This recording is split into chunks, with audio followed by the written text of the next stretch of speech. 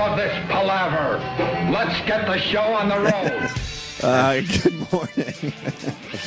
I hope Jimmy hasn't calmed down. That was a nice pre-show. It's always something. It's always something. I'm not even hyperactive. I'm so livid. I literally can't move my jaw properly. Well, so. You know, we bitch a lot on the show, or certainly I do, and certainly you guys jump on when it deems fit. A lot of people yesterday understand a little more now. One guy tweeted, he goes, when Gary came in yesterday to present the option, and then he puts the S part of options in parentheses. Yeah, because it was. He goes, I'm surprised. This tweet made me howl. I can't find it right now to give the guy credit. He goes, I'm surprised you guys don't bitch every day for 4 hours. Yeah. And then we wanted to just do a show today. Yeah. You know, just do a fucking show. Yeah, we ripped apart everybody yesterday. We, I think, got a pretty good resolution to our Cleveland issue yesterday. So we were just going to move on and do a show, which I wanted to do. I was even thinking that last night. I'm like, we'll just go in and do a show. Well, that's what I try to do now. Instead of let this bitching last, I get it out. And then, like yesterday, I kind of disappeared. I didn't tweet. I just kind of just fucking wandered around by myself, minding my own business. Exactly. And I said, I'll start all nice and fresh today. And we were about to start our show, and we got a little tidbit of info. I'm laughing because Jimmy's so pissed. I got to be honest. Isn't it terrible, to laugh because Jimmy's so pissed? But I'm not even pissed because, of course, that happened, and there's nothing you can do about it. Yeah. When I heard it, we'll talk about it. I was just like, Jesus Christ, these fucking idiots. And then Jimmy walked in, and when Jimmy heard it, he's just, what? What? And I'm like, oh, no. Here we go again. Honestly, it makes me want to leave. It makes me, and I don't bluff contractually. Yeah. It makes me go, you know what? They've been really good about certain things, but I can't function in an environment where incompetence. No. I hate fucking people who don't know how to do their job. Hate. I can't. I'm trying. Tell you I'm how trying. much I'm trying. in any position. I said people. Who's he talking about? But in any industry.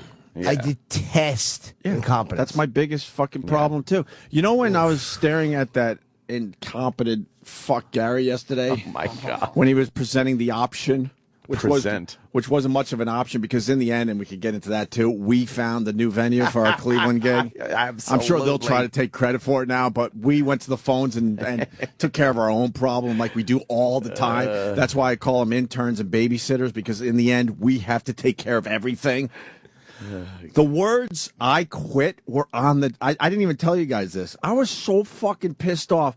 The words "I quit" were so close to being uttered. That was it, really? Yes, because I'm like, there's got to be a better way and a better place to be. No, there's no better way around here. It was the closest I've come in a while to just saying, you know what, I quit. Fuck it.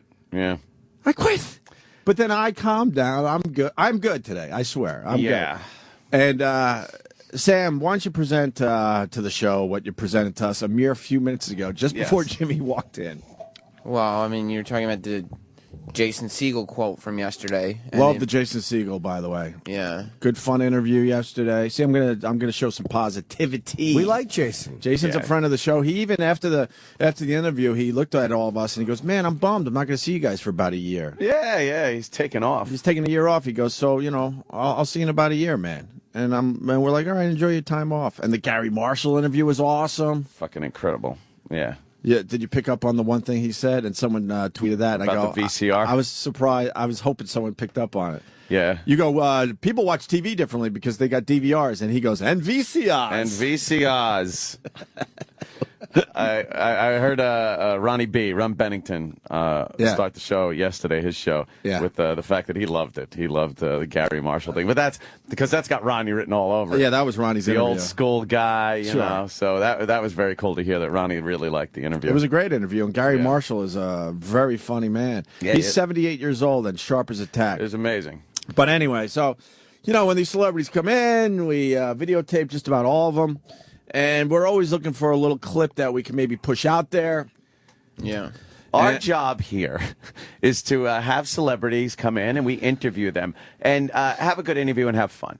But there's a little side thing that happens, and I think everybody knows this with radio people. You hope something happens during the interview. Something is revealed that could make the news and give you a little heat. Everyone in radio is a press whore. We love getting press because it helps the show, and it helps the company you work for to get publicity. And it helps you as an individual.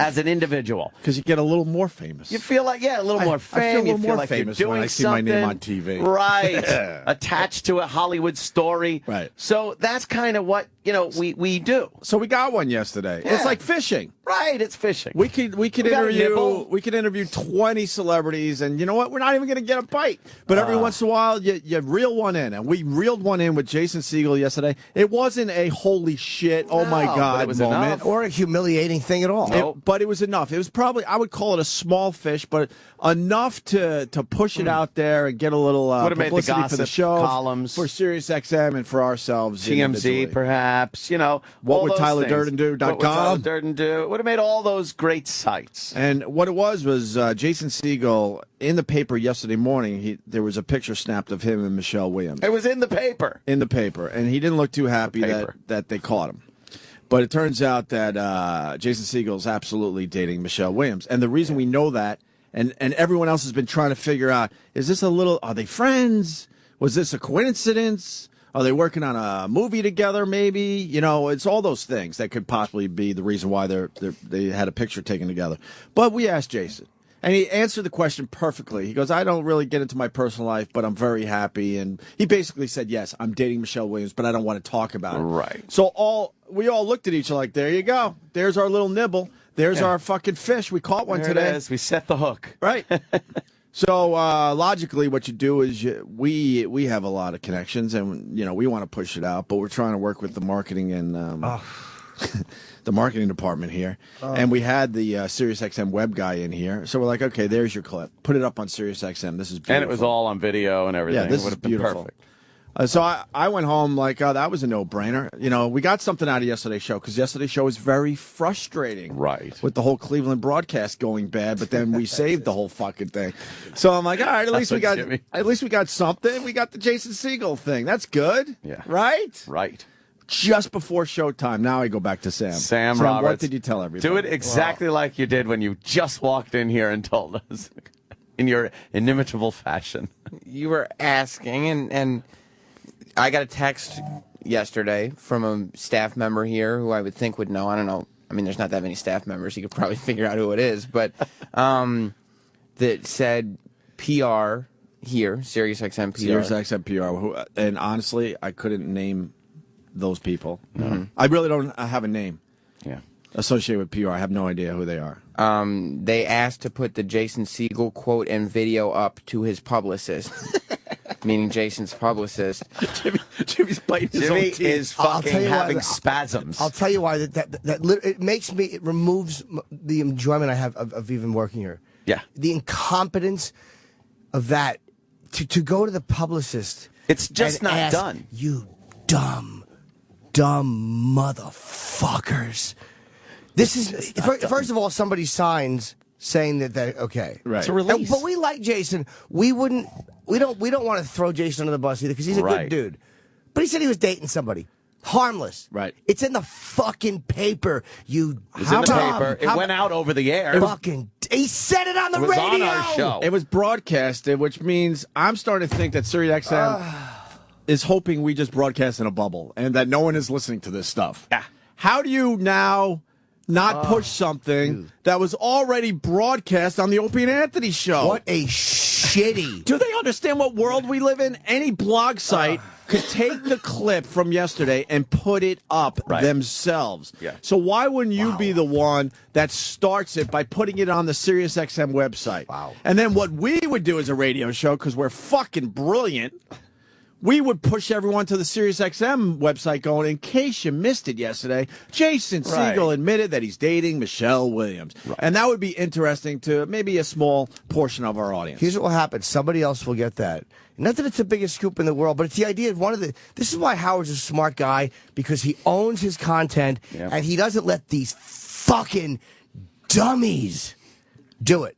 That's why. No, they don't have say over what gets released as far as his show goes with people saying things. It makes the news. Wow. So, but why would this company ask the public? We all know the publicists are the bane of our existence when we have to deal with. Is to panic and say, no. That's what a publicist does. A publicist would never say yes. Right. And if it was already broadcast, game over. You put it up on the website. And then what I was telling these guys before the show, if Jason Segel or his people came to us and said, you know what, we kind of didn't want that up there, then maybe we can, kind of have a conversation with the guy. And maybe because we really like the guy, we would see it his way and go, you know what, all right. But to not push it and put it up there to begin with without asking his people is the craziest thing I've ever heard in my life. Well, that's I thought I knew this whole new world we live in, and now I'm learning that now everyone has to play nice. That's what Leno does. That's what Letterman does. That's what Conan does. Sure, when they ask a question, if they get an answer, they go to the public and say, can we air this? That's what they do. Right. That's what you do during an interview show. Yes. You ask permission to air what the person said in the interview. What they already said and what releases have been signed for and everything else, because this is the way it works in this business we call show. Is Gary up yet? Oh, boy. There's another fire that is burning. I don't know. Well, fucking call him and fucking email him. He babysits this channel. Wait. I want to know I want to make sure this is exactly what's going on instead of the text you just read. Who's the vague person or vague entity that's going to be blamed for this by management? Who's the no name, no face kind of thing that did this? Here's what they'll say. He's like, well, they just they like to check because it's just...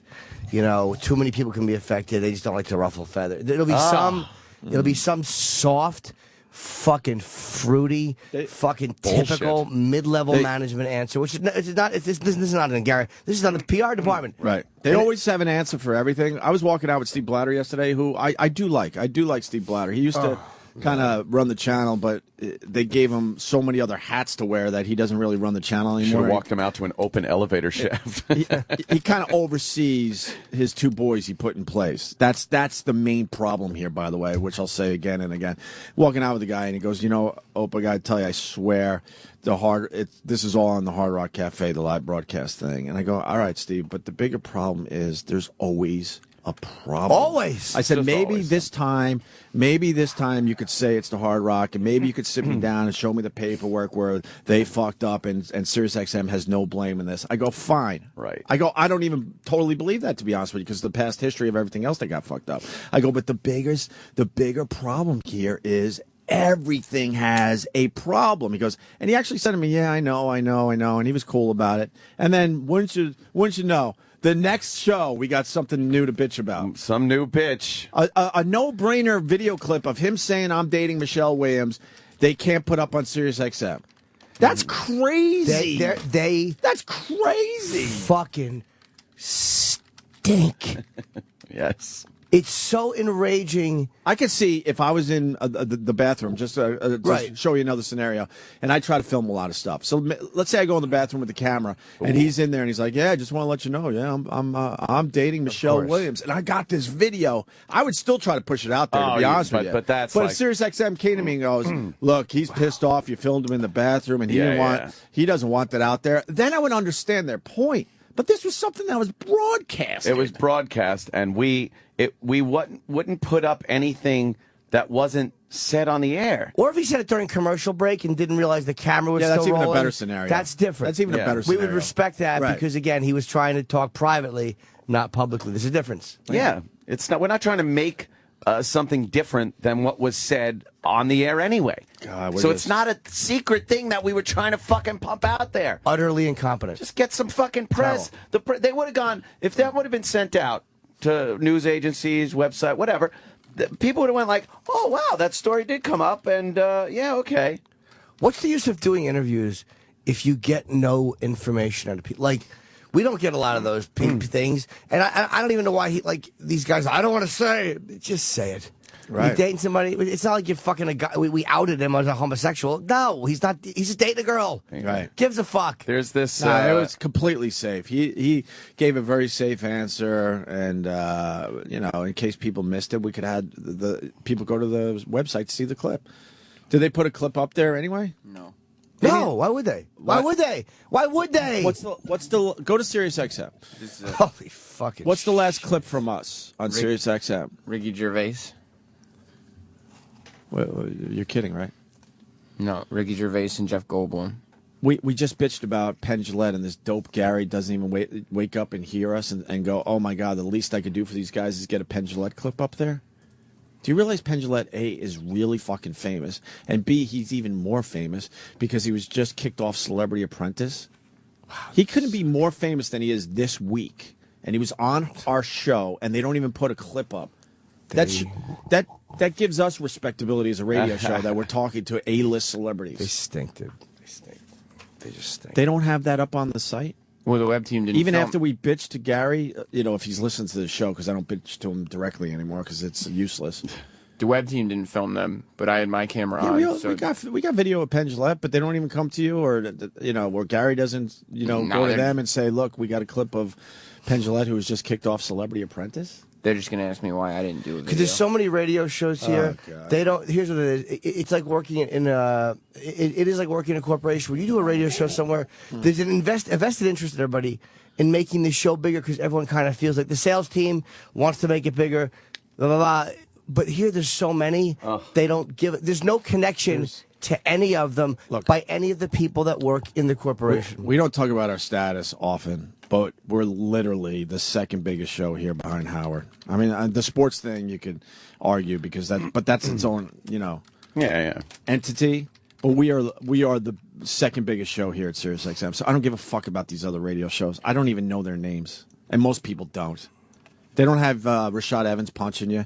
A clip that UFC thought was so good they put on their fucking UFC show. That's not up on the website. That's just a fun clip of Jim getting punched by a fucking animal. They're afraid that Jason would not like that and then punish the other shows by not going on their other parts. So basically, we have to kind of, if we want to put something up, they're worried how it will affect the other shows. And yet, when a publicist fucks us, or when somebody doesn't come in, they don't take it out on the other fucking platform and go, well, they don't take it out on the Star and go, well, you're not going to get here then because you fucked Opie and Anthony. Don't ever fuck us, publicists. I know, they don't hang up their retro phone. I'm so fucking angry. It's almost just defeating. Wait, we don't have a Cusack video up there either? No, not that I see. Oh, his movie's only opening tomorrow. Yeah, he's got his star on the Hollywood Walk of Fame today, too. Oh, he did, huh? Yeah. And this useless company that isn't smart enough or aware enough that, holy fuck, we had John Cusack, and Opie and Anthony had a pretty good interview with him. Let's go through the interview and get a quick minute clip and put it up on Sirius XM. What are these people doing? The company asked his publicist for something that was said on the radio show. Yeah. You dumb motherfuckers. Who do we talk to? No one. It does. That's I the literally. problem. There's no one to talk to. Why talk? Steve Blatter gives me, I know. He agrees. He's a good guy, but I know. there's nothing to be done. And then I see Greenstein yesterday. He goes, wow, that John Lovitz clip, amazing. That John Lovitz clip, amazing. And I'm like, I wanted to call him out so bad. I'm like, okay, what? Did you walk into Blatter's office? He had the show on. You heard John Lovitz, so you figured if you see me or Ann or Jim, you'll mention how amazing the John Lovitz clip was. We had nothing to do with the John Lovitz clip. Well, you pushed. That was from another radio show. You pushed the button. He goes, it was amazing. That was amazing radio. That was amazing clip. Amazing.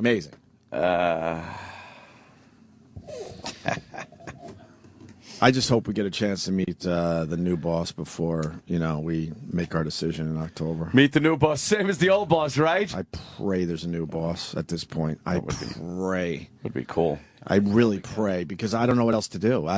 You look at Jimmy's face. It's beyond. I apologize to the listeners. I know you guys want to be entertained. I really do know that. You should do that every day. But I know the beginning and end of the show should be in the intro.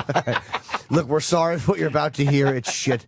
But it's so frustrating when it's like something this simple, like, hey, we had an interview with a guy who he said something that, all right, but some people, we put it up. It's not a gotcha moment. We're not trying to fuck him. He said it during an interview on the radio. Oh, God. The incompetence of the PR department. All right, good. We got confirmation from, Gary.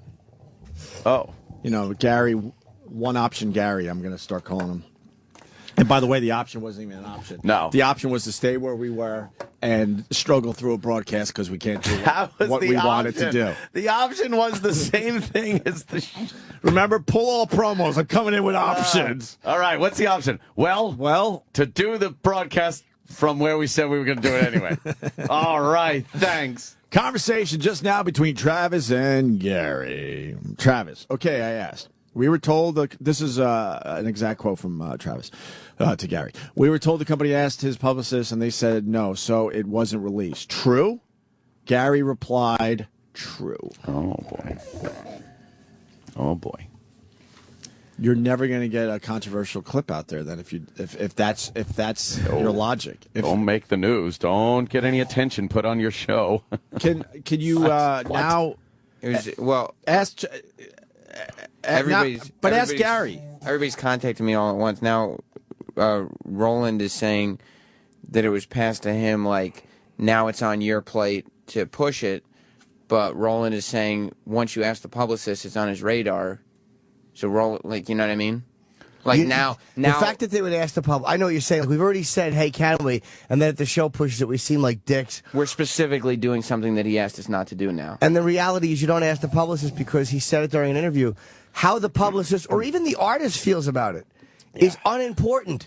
Yeah. You said it during an interview. It's out there. And by the way, and I understand these guys have private lives, and maybe for stand-ups it's a little different because you get used to talking about yourself, and maybe some actors are uncomfortable with that.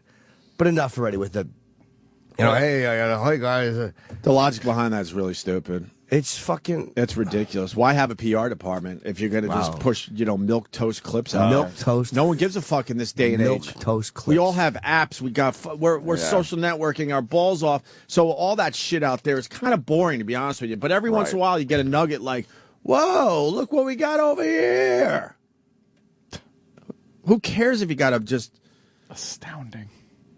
It's just astounding. I'm literally just defeated. But on top of that, we've had opportunities to put a Penn Jillette clip up on Sirius XM. Jason Segel, obviously, Rashad Evans, and John Cusack. That's 4 clips. Out of those 4, at least 2 to 3 of those should be up on the website.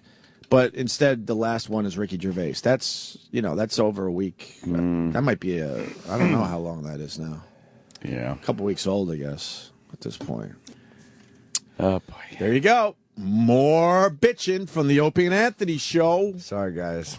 It's there you so go. Enraging, man. A fan posted the John Cusack show. Oh, there you go. Thank you. On YouTube. Thanks. I mean, I know a lot of things. A lot. Name one. I'm not going to name that one because that's important to a lot of people. A lot of not going to name that. Utter incompetence and being bad at their job. It is with a lot of companies, and it's like just knowing how to get things done and getting things done. I don't trust anybody to touch my stuff. I really don't. Of course not. And I'll say it again. Steve, I just don't. Steve Blatter sat me down and said, "This Gary guy knows how to get things done." How good that looks, by the way. Oh God! Look at Stern's look at Stern's Howard TV. It's beautifully shot. Yeah. It's got the Sirius XM logo in there. Fine. Yeah. Understandable. And the Howard TV logo. Yeah, look at and that. A beautiful shot of Howard and a beautiful shot of Cusack and a 2-shot of them. We're filming shit all the time. If they saw it our way, ours would look good too. Now the Sirius XM clip.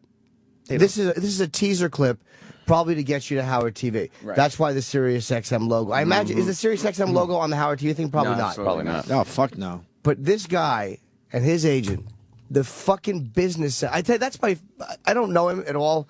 The business sense of that fucking Buckwald and of him, I have tremendous respect for. Yeah. The ability in business to navigate this garbage, this fucking corporate garbage, and not even just here, over at KRI.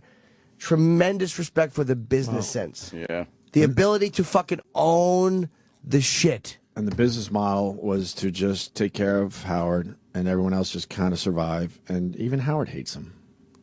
So, what does that say? Your whole business model was to take care of the one guy, and he hates you. And even if it wasn't that, doesn't that show that there's problems here and that someone should take care of it? But even that doesn't explain why they handle PR so terribly. Like that doesn't explain why a horrendous decision like that would be made. A little clip like that, a harmless little thing. Yeah. A guy said, "Yeah, I'm dating an actress. Oh, it's kind of cool." Again, it really is a who gives a shit thing. Right. He's an adult. She's an adult. Well, that's what makes it even worse. That's what makes it even worse, that it isn't even that, amazing of a clip. It's just good enough to push out there, and they're like, ugh. I guess we should never let the web team in here again then. Because, they're nice, but it ain't them. They're just doing what they're told to do. It's not those guys. No. We should just do our own shit. We had Paris Hilton walk out on our show, and they didn't want that clip anywhere, remember? Why would you? Why? Yeah. You're scared to piss off Paris Hilton? Did they put the Sirius XM put that up or no? No. No, and they told Opie to take it down. Thank you, Kenny. I had to take it down off my site. But I think she requested no video in the release. Right. Oh, right. Yeah. Whatever. Okay. If it's in the release, that's one thing. That's one thing. But this is different. This is just utter fucking. Can we go to the publicist and ask permission? What kind of a person that knows anything about the fucking business? You'd never do that. There's a 20 million person platform that this fucking that Sirius XM talks to. Mm-hmm. Will you fucking act like it? Will you act like you talk to a bunch of people and stop letting... oh, no, this particular singer might not come back. Really? Dummy? Then use your fucking big balls and say, good, then your shit doesn't get played. Yeah.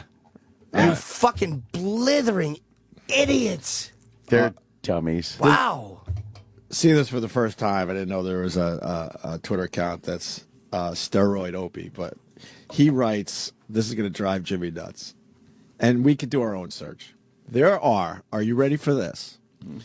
384 other news articles about them dating within the last 24 hours.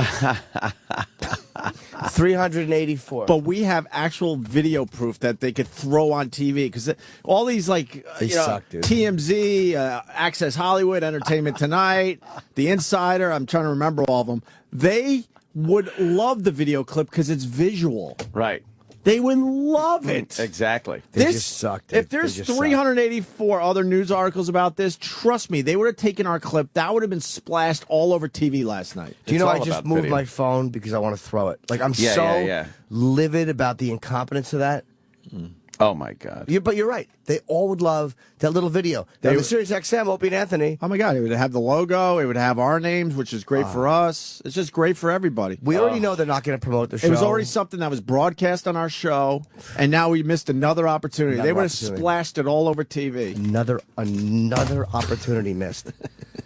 It's frustrating, man, because you want to get Is there really 384 articles, or is it even higher now?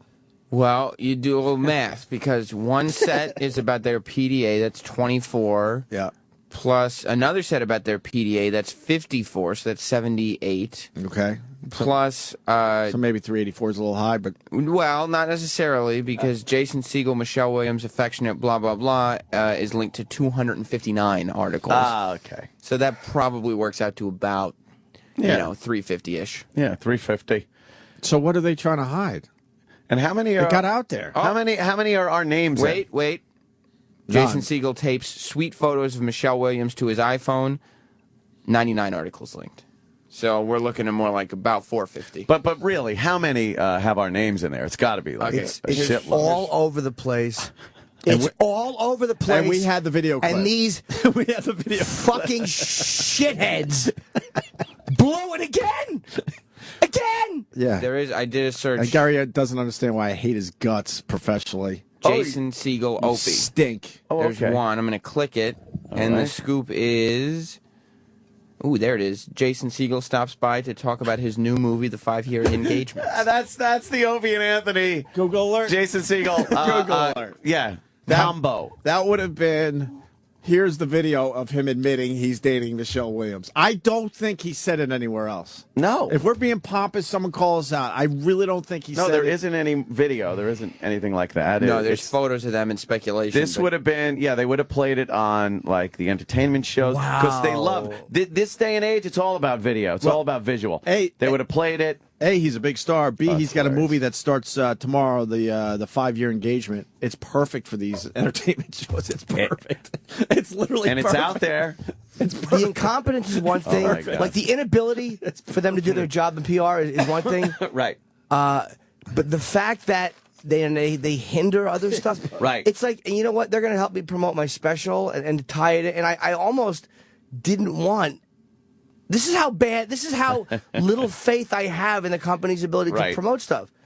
I almost didn't want. You gotta. I only want to promote here. Like, and maybe I'll do something on the Comedy Channel. Yeah. I almost don't want them to touch it. I don't want them involved with it. Well, I would rather have my own fucking ability to promote it. Yeah. And do O&A, obviously, and fucking maybe a little thing on the Comedy Channel and. They're like King Midas of shit. I don't trust it. I'll tell you this. This goes back probably 2 years at this point. I wanted to do a music show because I'm like, Sirius XM, what a cool platform. And I got not a weird taste in music, but I'm all over the place. So I wanted to play maybe a good example would be Johnny Cash into Alice in Chains and make it work. Right, sure. And maybe play a deep track of Zeppelin and then move around. Maybe even play Oasis. I don't know. Maybe some MGMT. They're like, oh, wow, we'd love to have you. Oh, my God, we would love that. That'd be awesome. Good cross-promotion. They're like, could you work off a playlist? I'm like, no. Oh, that's why? That's what I did before I got into talk radio. I was a music jock. I hated it. That's why I started talking more. Why would I go back to a playlist? My point is that I think I could program a music show that would get some kind of an audience because it's different. Playlist. Could you work off a playlist? We'll give you all the songs. I think it was Lithium at the time. We'll give you all the songs Lithium plays, and you could just pick the ones you like. I'm like, no, that's not what I want to do. Wouldn't you think they would want you to, like, hey, it's kind of interesting. Let's get Opie on there to just spin what he wants to play. Yeah, so I stopped the conversation. Yeah. I just stopped the conversation. I'm like, all right, thanks. There's no way. Because that's what I did for a living for way too many fucking years. You know who fucking does shit like that? Sam Roberts. I don't want to fucking, no offense, but, fuck. Ugh. Not exactly picking the hits, am I? All right, well, there's today's issue. And Gary, does he have anything to say? Did he fight for us? Last I heard... Was Gary smart enough to go, well, guys, seriously, this story's already everywhere. I am the man who will fight for your honor. Nice. I am the hero that you've been dreaming of. I know that song. Yeah. For your honor. Karate Kid 2, brother. Yeah. But who sings it? John? No, Cetera? it's Chicago. Yeah. Peter Cetera. Yeah, Peter Cetera, I'm sorry. It was Peter Cetera. Which is the same thing. Very good. The question has been posed, is there a reason we clear clips with the publicist even though it was already aired on our show and they signed a release form that has not been met with a response? Of course not. And the fact that the story is out. Add that to it, too. And the fact that the story is out there. If you Google it, you'll see how many news organizations already. Yeah. Just terrible. Yeah. Yeah. Yeah. And most of the fucking terrible. Most of the articles are speculation still. Right. But we had confirmation. And not only that, video confirmation. Let me also tell you something. What you heard on the air is one thing, and he did fess up to it. But when you see it on the video, he's making a certain face like, yeah. If you could read people when they're talking, and when you see the face, it's like, yeah, okay, we know he is going out. And he said she was great. Yeah. And by the way, off the air he said something else, but we didn't tape that. We didn't try to sneak that onto a video. You know what I mean? And none of us have said what he said off the air. No. Because we like the guy. It's simply an off-the-air thing. No. It's not about getting people. This is what happened on the air. Or trapping people. He said it into a radio microphone. Yeah. He wasn't drunk. He wasn't in the middle of an emotional breakdown. We asked a question, and he answered it. As he should have. As he should have. I mean, it was a fair thing to ask. He said yes. There are pictures in the paper. And the incompetent, embarrassingly bad PR department. When he left the studio happy. They're terrible, dude. Happy. We talked for another 10 minutes. Right, the fact that he talked to you at all He's like off a the friend air now. It's goes, weird. Goes to say that he was perfectly comfortable with the everything that conversation happened. that was Terrible. had. Why would you? It's literally the worst thing I've ever heard. Beyond me. Ever. And I mean... But at least we got our live broadcast figured out because we fucking put that fire out. Well, you know what? Thank God they were able to step in, take the bull by the balls, and get us a venue.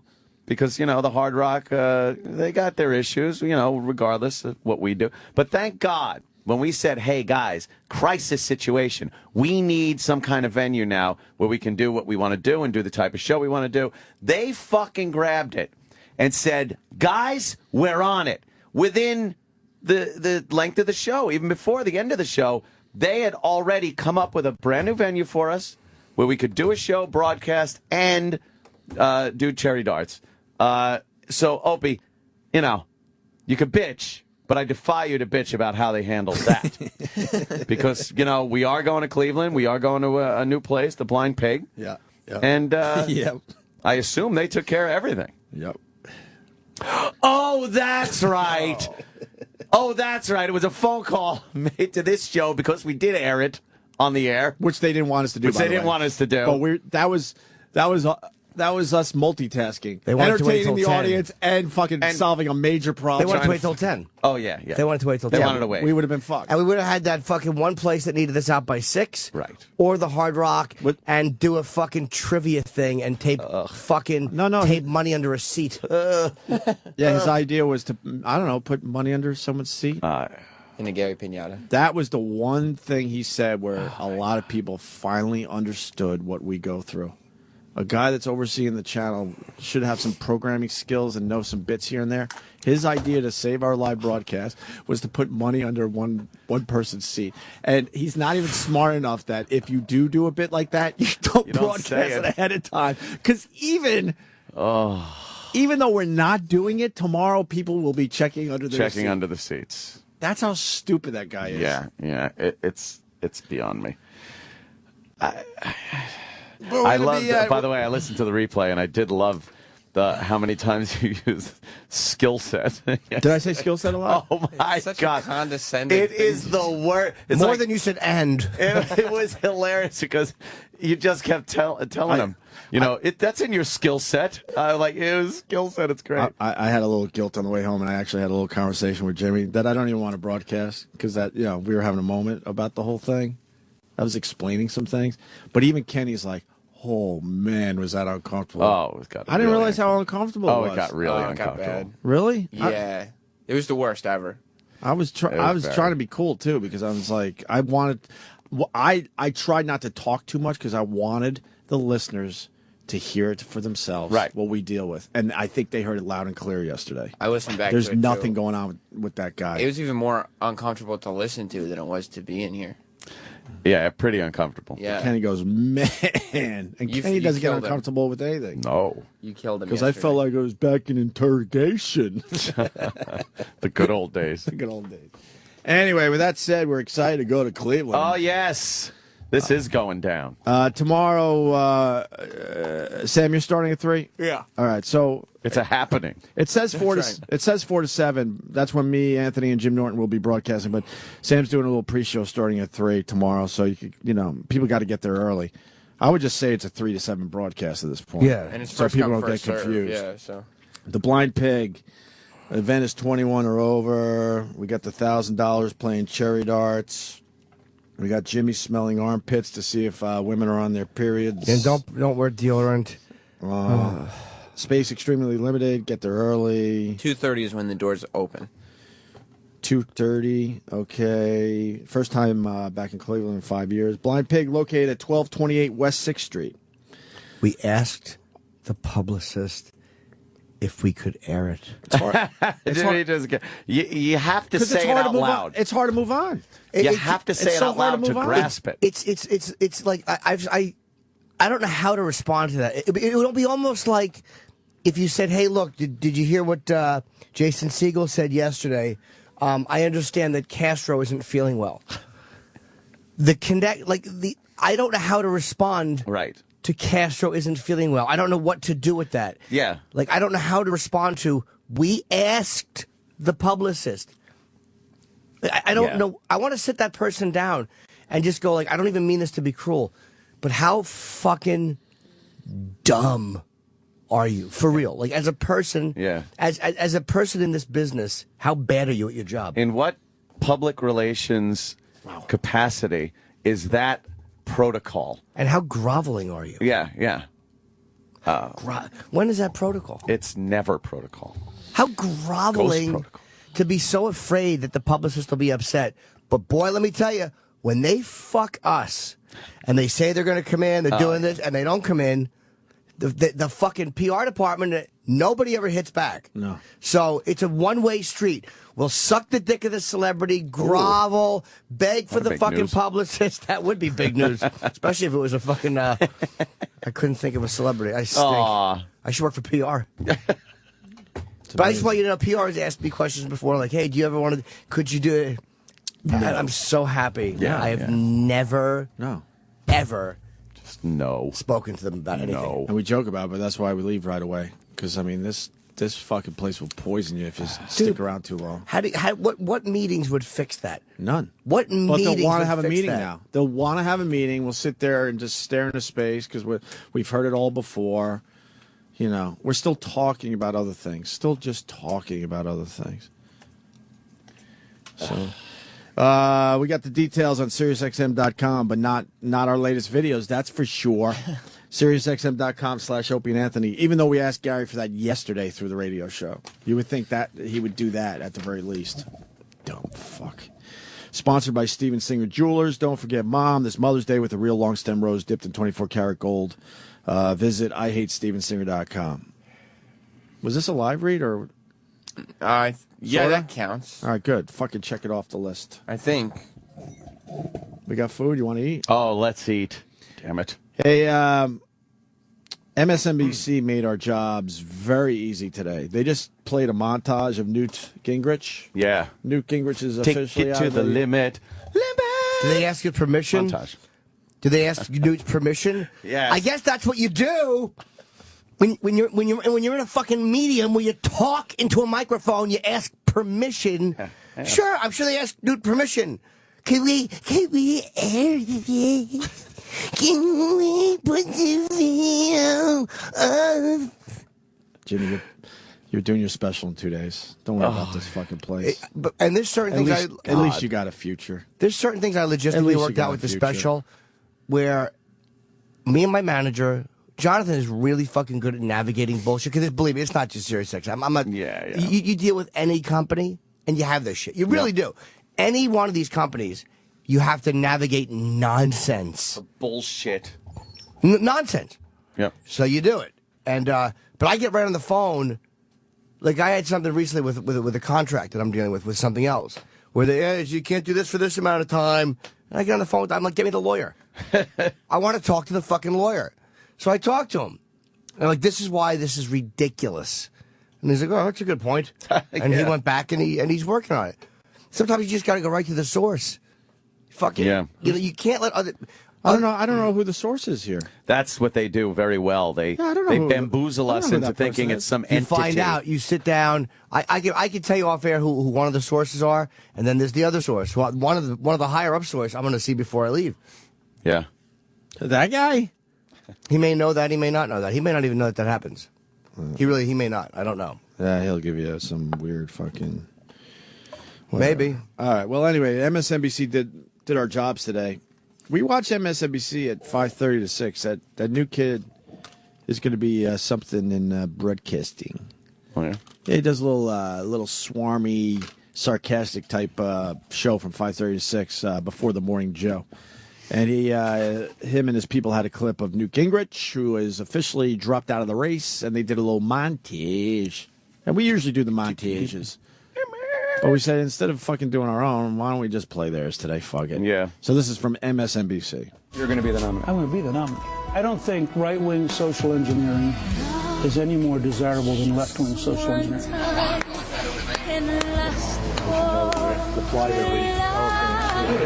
I got bit by a penguin. We will have the first permanent base on the moon. Are you calling Mitt Romney a liar?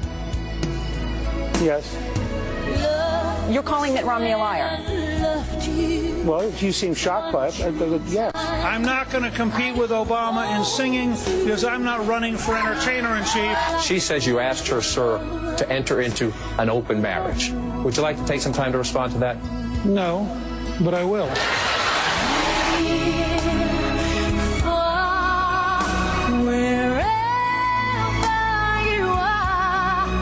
Not all this petty baloney, but the really big choices. So it's all baloney. It's total baloney. What does Obama baloney look like? It would be all left wing of pious baloney. Now, it used to be pious baloney, but now it's just desperate baloney. Most of these schools ought to get rid of the unionized janitors, have one master janitor, and pay local students to take care of the school. You owe $500 million to a jewelry company at one point. We had a revolving fund. Well, what does that mean? It means that we had a revolving fund. You're an embarrassed at your party. I'm sorry you feel that way. Why don't you get out before you make a bigger fool of yourself?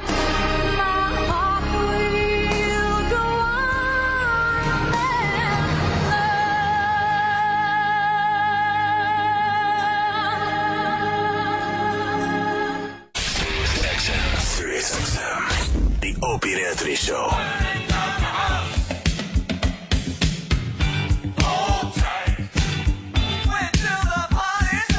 Yeah, let's burn this place down. Let's do it. Today's the day. Jesus. Let's do it. Who's with me?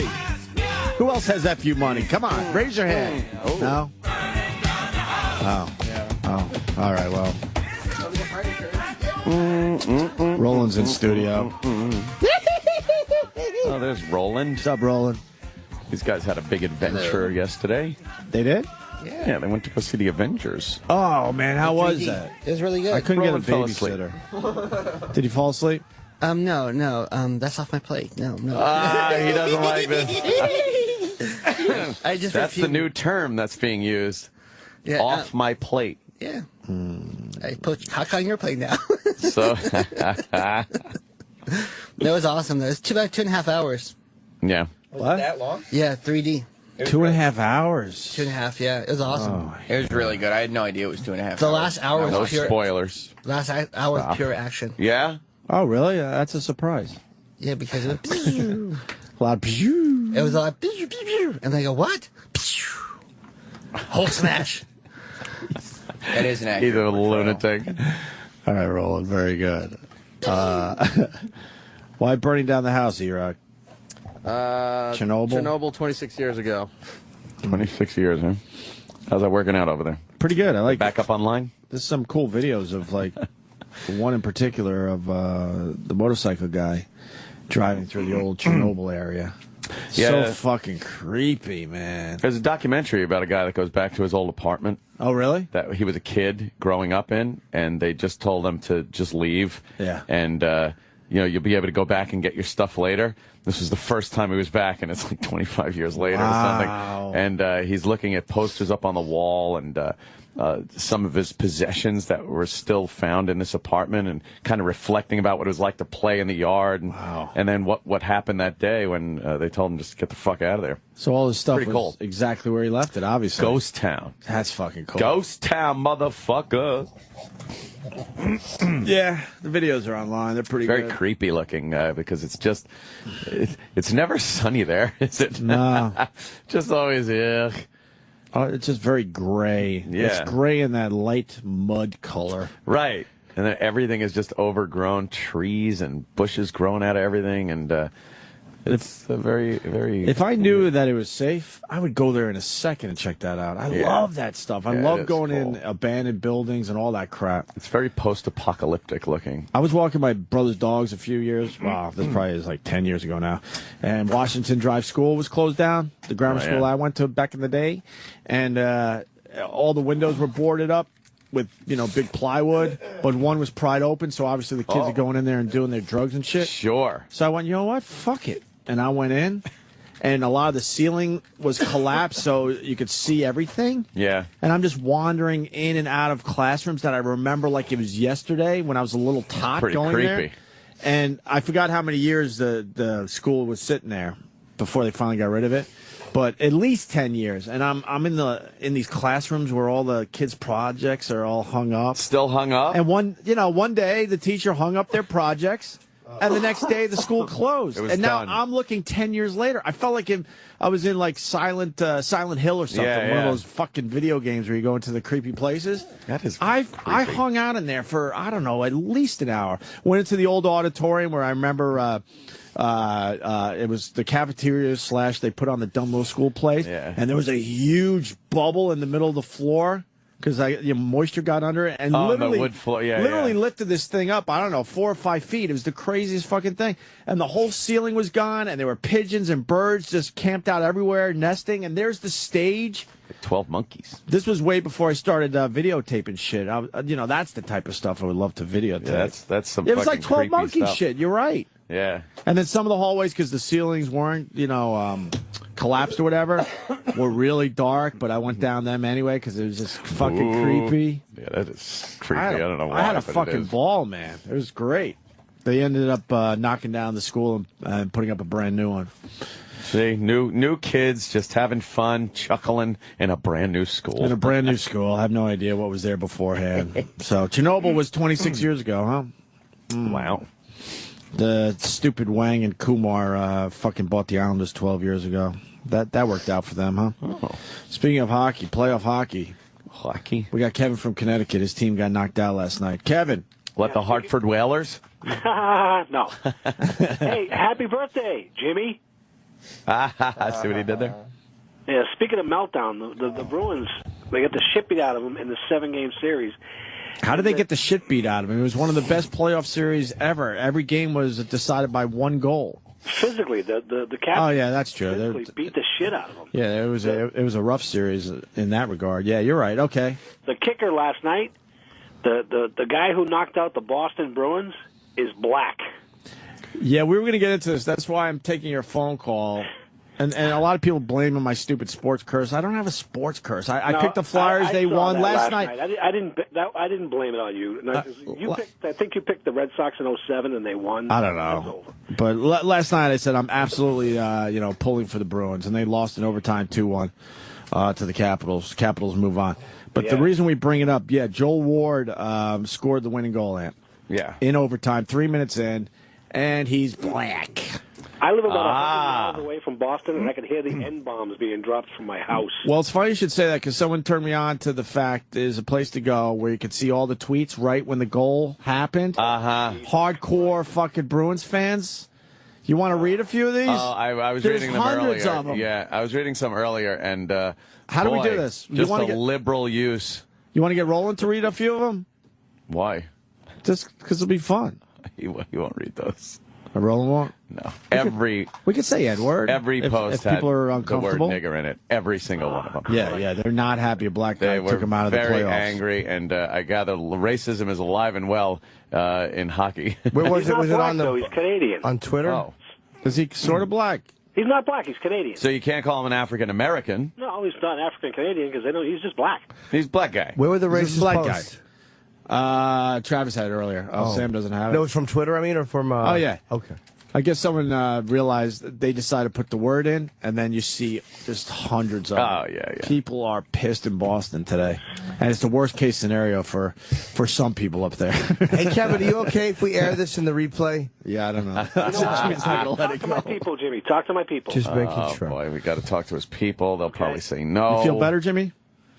I'm actually just tired and I'm stunned and I'm so tuned out and I apologize. I'm so utterly disgusted. Yeah. That I'm so glad. Thank God for stand up. You control your own shit. That's just you. But I mean, there's enough nonsense and to the deal with, mic. but in that area you can just control your own thing and not rely on anybody else. Yeah.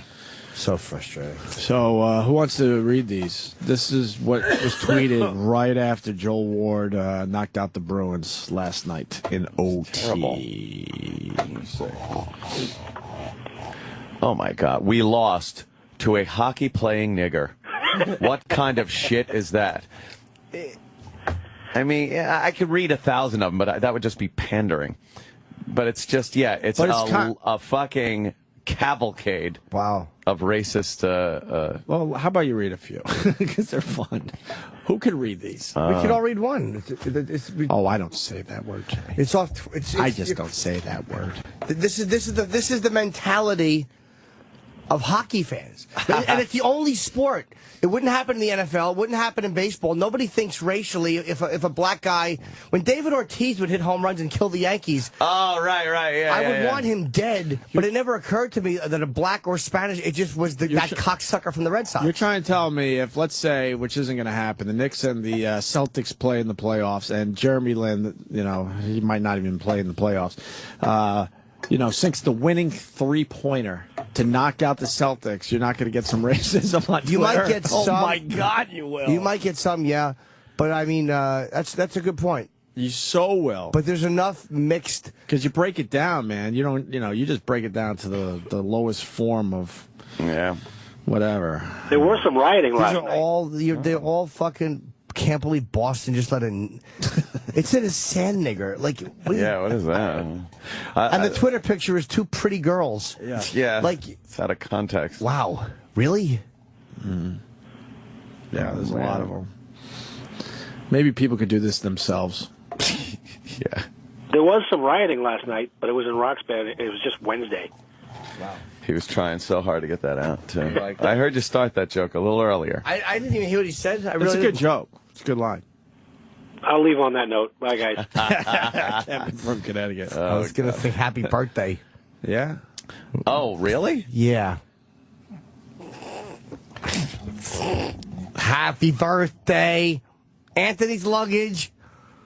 Happy birthday, Anthony's luggage. What's he doing? Why are you singing happy birthday to my luggage? Oh. It just stopped everything. I don't know what even that means, though. I don't think he does either. I'm confused. Chip? What's that? You want to help me out here? What do you Happy birthday, Anthony's luggage. Awful. I don't understand. It makes me want to use the N-word. Yeah. Oh. Just stops everything. Yeah. Well, it is kind of happy birthday to my luggage. It's brand new. Oh, you got brand new luggage for the Cleveland trip? Do you? Yeah, I needed a new carry-on bag, like luggage. What kind did you get? Oh, no. You finally figured it out? Yeah. Oh, no. What is it? What is it? It's Toomey luggage. What a fucking asshole. What a fucking asshole. I really just didn't get it at first. Fucking, you're a complete fucking Chip. Chip is a douche. Happy birthday, Anthony's luggage. to me. Fucking place is going nuts. Yeah, it's going nuts, all right there, Chip. Oh, my God. Yeah, take your wedding thing, too. I said yes. Oh, shit. Take your fucking wedding thing. Fuck off. Very funny. By the way, somebody twittered Jim's epic bombs, which is me bombing one day when I was tired for 10 minutes. Yeah. Oh, yeah, I saw that. Wow. One bomb after another. It was Jimmy's epic carpet bombing. It was funny, though, because it was like all silly. It was like one of those silly shows. Yeah. Is it worth playing on the show? That's pretty good. Some of it, yeah. I mean, I'm not saying it for that reason. I actually laughed. You absolutely could say it for that reason. I like it. Whatever gets us to 10 o'clock. If it's good, it's good. Let's do it. 10. That made me laugh, though. That's just somebody put it together a bunch. Here, play a little bit of it. Heard her say, start over. I'm not going to sit there and be berated. Oh, shit, me bitching again. What is it? What started us really attacking was after she left, Kenny was outside and somebody else, and they heard her say, and I quote, I'm not going to sit there and be berated. Berated? Yeah. No one was berating her. Does she even know what the definition of that word? She probably wanted her hair berated when she was going to the islands. I'm sure the interview will be played a couple times on this channel this weekend. People get paid for interviews, but then then they say they don't get paid, but then people say, well, but they get taken care of, where they get put up in nice hotels and dinners and this and that. Maybe, yeah. It's a very shady thing that is going on that we don't really understand, to be honest with you. Yeah.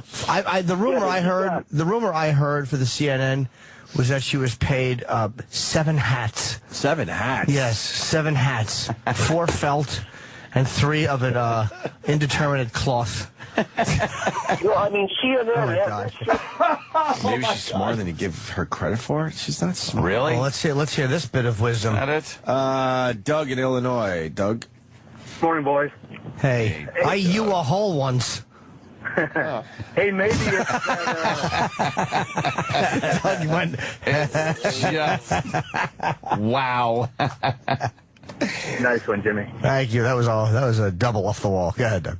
He's Doesn't have a sense of fucking humor. no longer a council chap? No, he's he's no longer one of those, fucking guys that go around bitching about their race being shit upon. Yeah, because he has other shit to do now. Yeah, now he's got, in a constituency that involves people that can drive.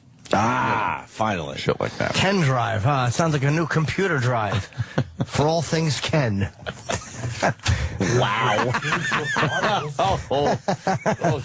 Yeah. What do you want to bring it back to the dud conversation? Yeah. Hi, you have mail. Oh, God. I tell you. Hot teens. Welcome.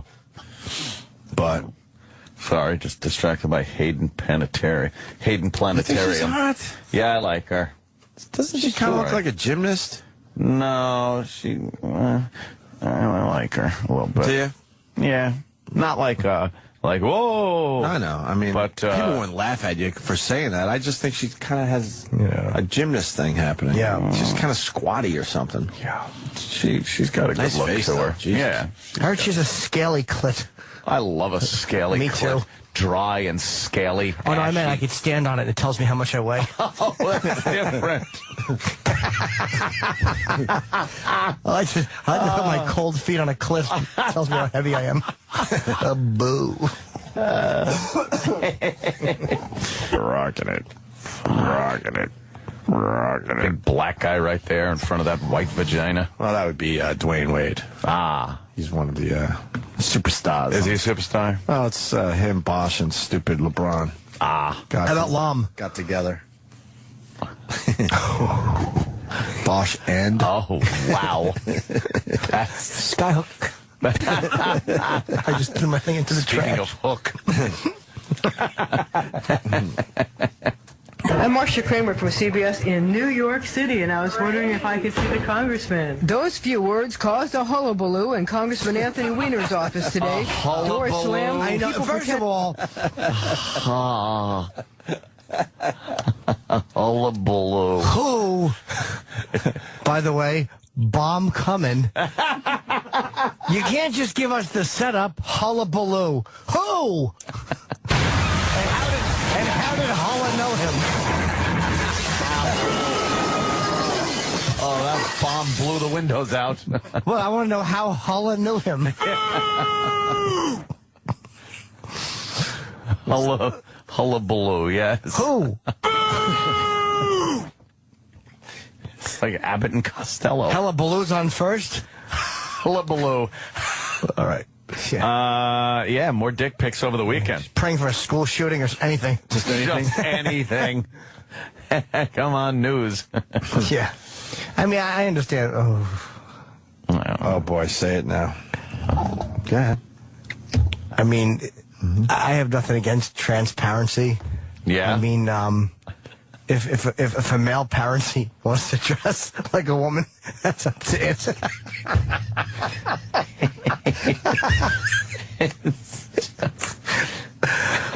I'm tuckered out. Holy shit. It's just bomb after bomb after bomb. Oh, I apologize. Wow. I apologize to anybody with ears. Yeah. You ever see that footage of like a B-52 when the bomb bay doors open up and they just pour out? Did you say footage? Yeah. Oh, I just scratch it.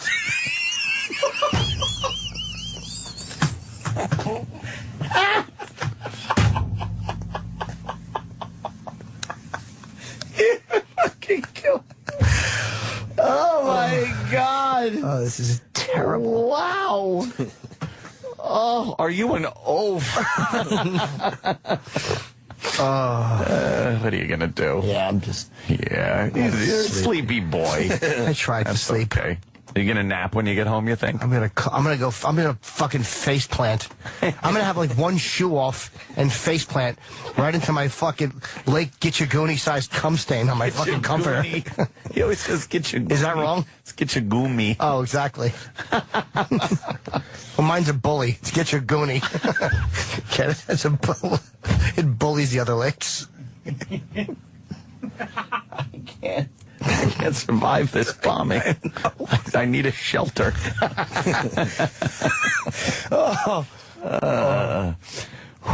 Yeah, this really is a fucking... Yeah.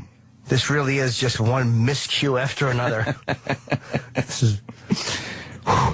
At the beginning, it seemed good, and then I think he's starting to balance it out with, like, morality? All the bad yeah, because it's just bad shit. The show is a lot deeper than just what's going on the surface of the show. Like, there's a lot of these little things have other meanings and shit. Nuances?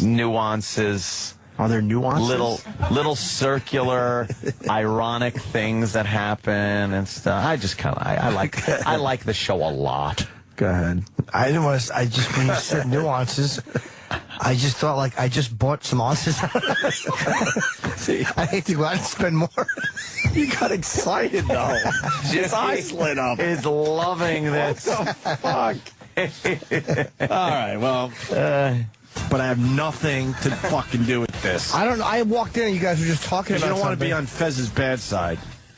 For doing nothing, by the way. Well, see, now that'll... I know. That's more detrimental. Well, I haven't given up on the Batman incident, all right? I haven't given up on the, hey, Fez, what character would you be in the Batman thing? Because you like Batman. See, this is what I thought I wanted him to cry. Well, I thought you were Jamaican, calling him a Batman. Jesus. Faggot in Jamaican. How many sorties are you flying today? No kidding. Wow. I've never looked forward to 10 o'clock before in my life. Like today, anyway. I look forward to it, but, man, today I'm watching that fucking clock.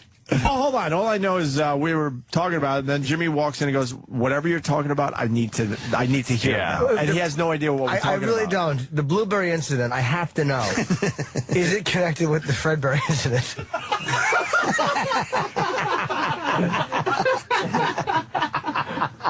Or how about the Marvin Berry incident?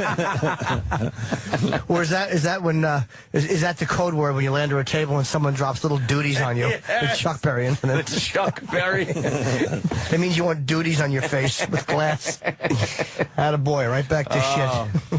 For 53 fuck seconds, if you can't take it, goodbye. Yep. Toodaloo. We're experts. We already know this is That's right. Work. We no longer are perts.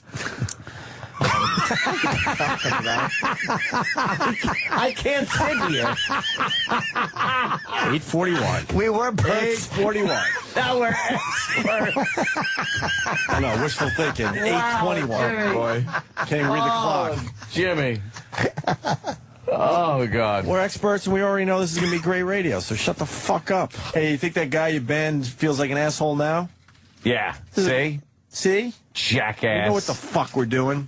Fuckwad. Jackass. What's a fuckwad? A fuckwad. It's a wad of fuck. Yeah. It's what you do to a big bundle of cash. Fuck it. Blow it. 8:25. Right. Well, and I'm going to bring back some memories because Coke Logic just gave us 2 more filter songs that we used to play ad nauseum. Ad nauseum. I finally figured out how to say that properly, so now I love using ad nauseum. Yes. I used to say ad nauseum. Yes, Jim. I was going to say, oh, boy. That helps any recipe. You doing Karnak today? Is this Karnak? It's Karnak, isn't it? It kind of is, yeah. Yeah, but I also have a knack for trucks and buses. Fucking endless. Fucking endless. Keep track at home, 9:13. Amazing. Hey, he really is amazing at this. Hey, Matt in New York. I hate to change gears, but I don't want to lose Matt because I'm trying to take care he's just laying in front of a door. I'm just trying to take care of Anthony. Matt, what do you got? Sold one of his kidneys to buy an iPad 2 tablet computer. Now what the hell's that kid supposed to do? How's he going to walk? Oh, my God. It's child abuse.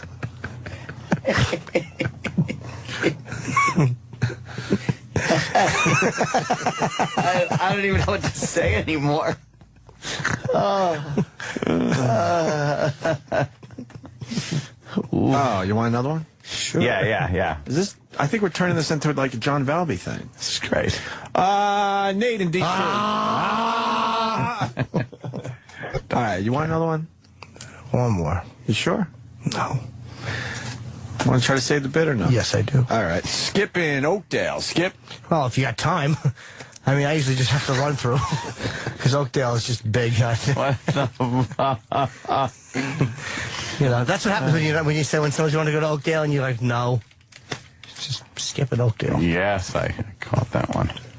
Sirius XM. Hey, this is Brooklyn Decker. Hey, this is Topher Grace. Hey, this is Malin Ackerman.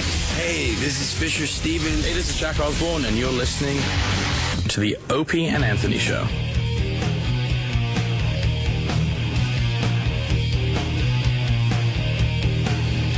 All right. Now, we're live today, by the way. A lot of people were confused because Jimmy turned us on to a clip that he found on the internet, and the audio quality was bad, so people were like, hey, what happened to your bandwidth, man?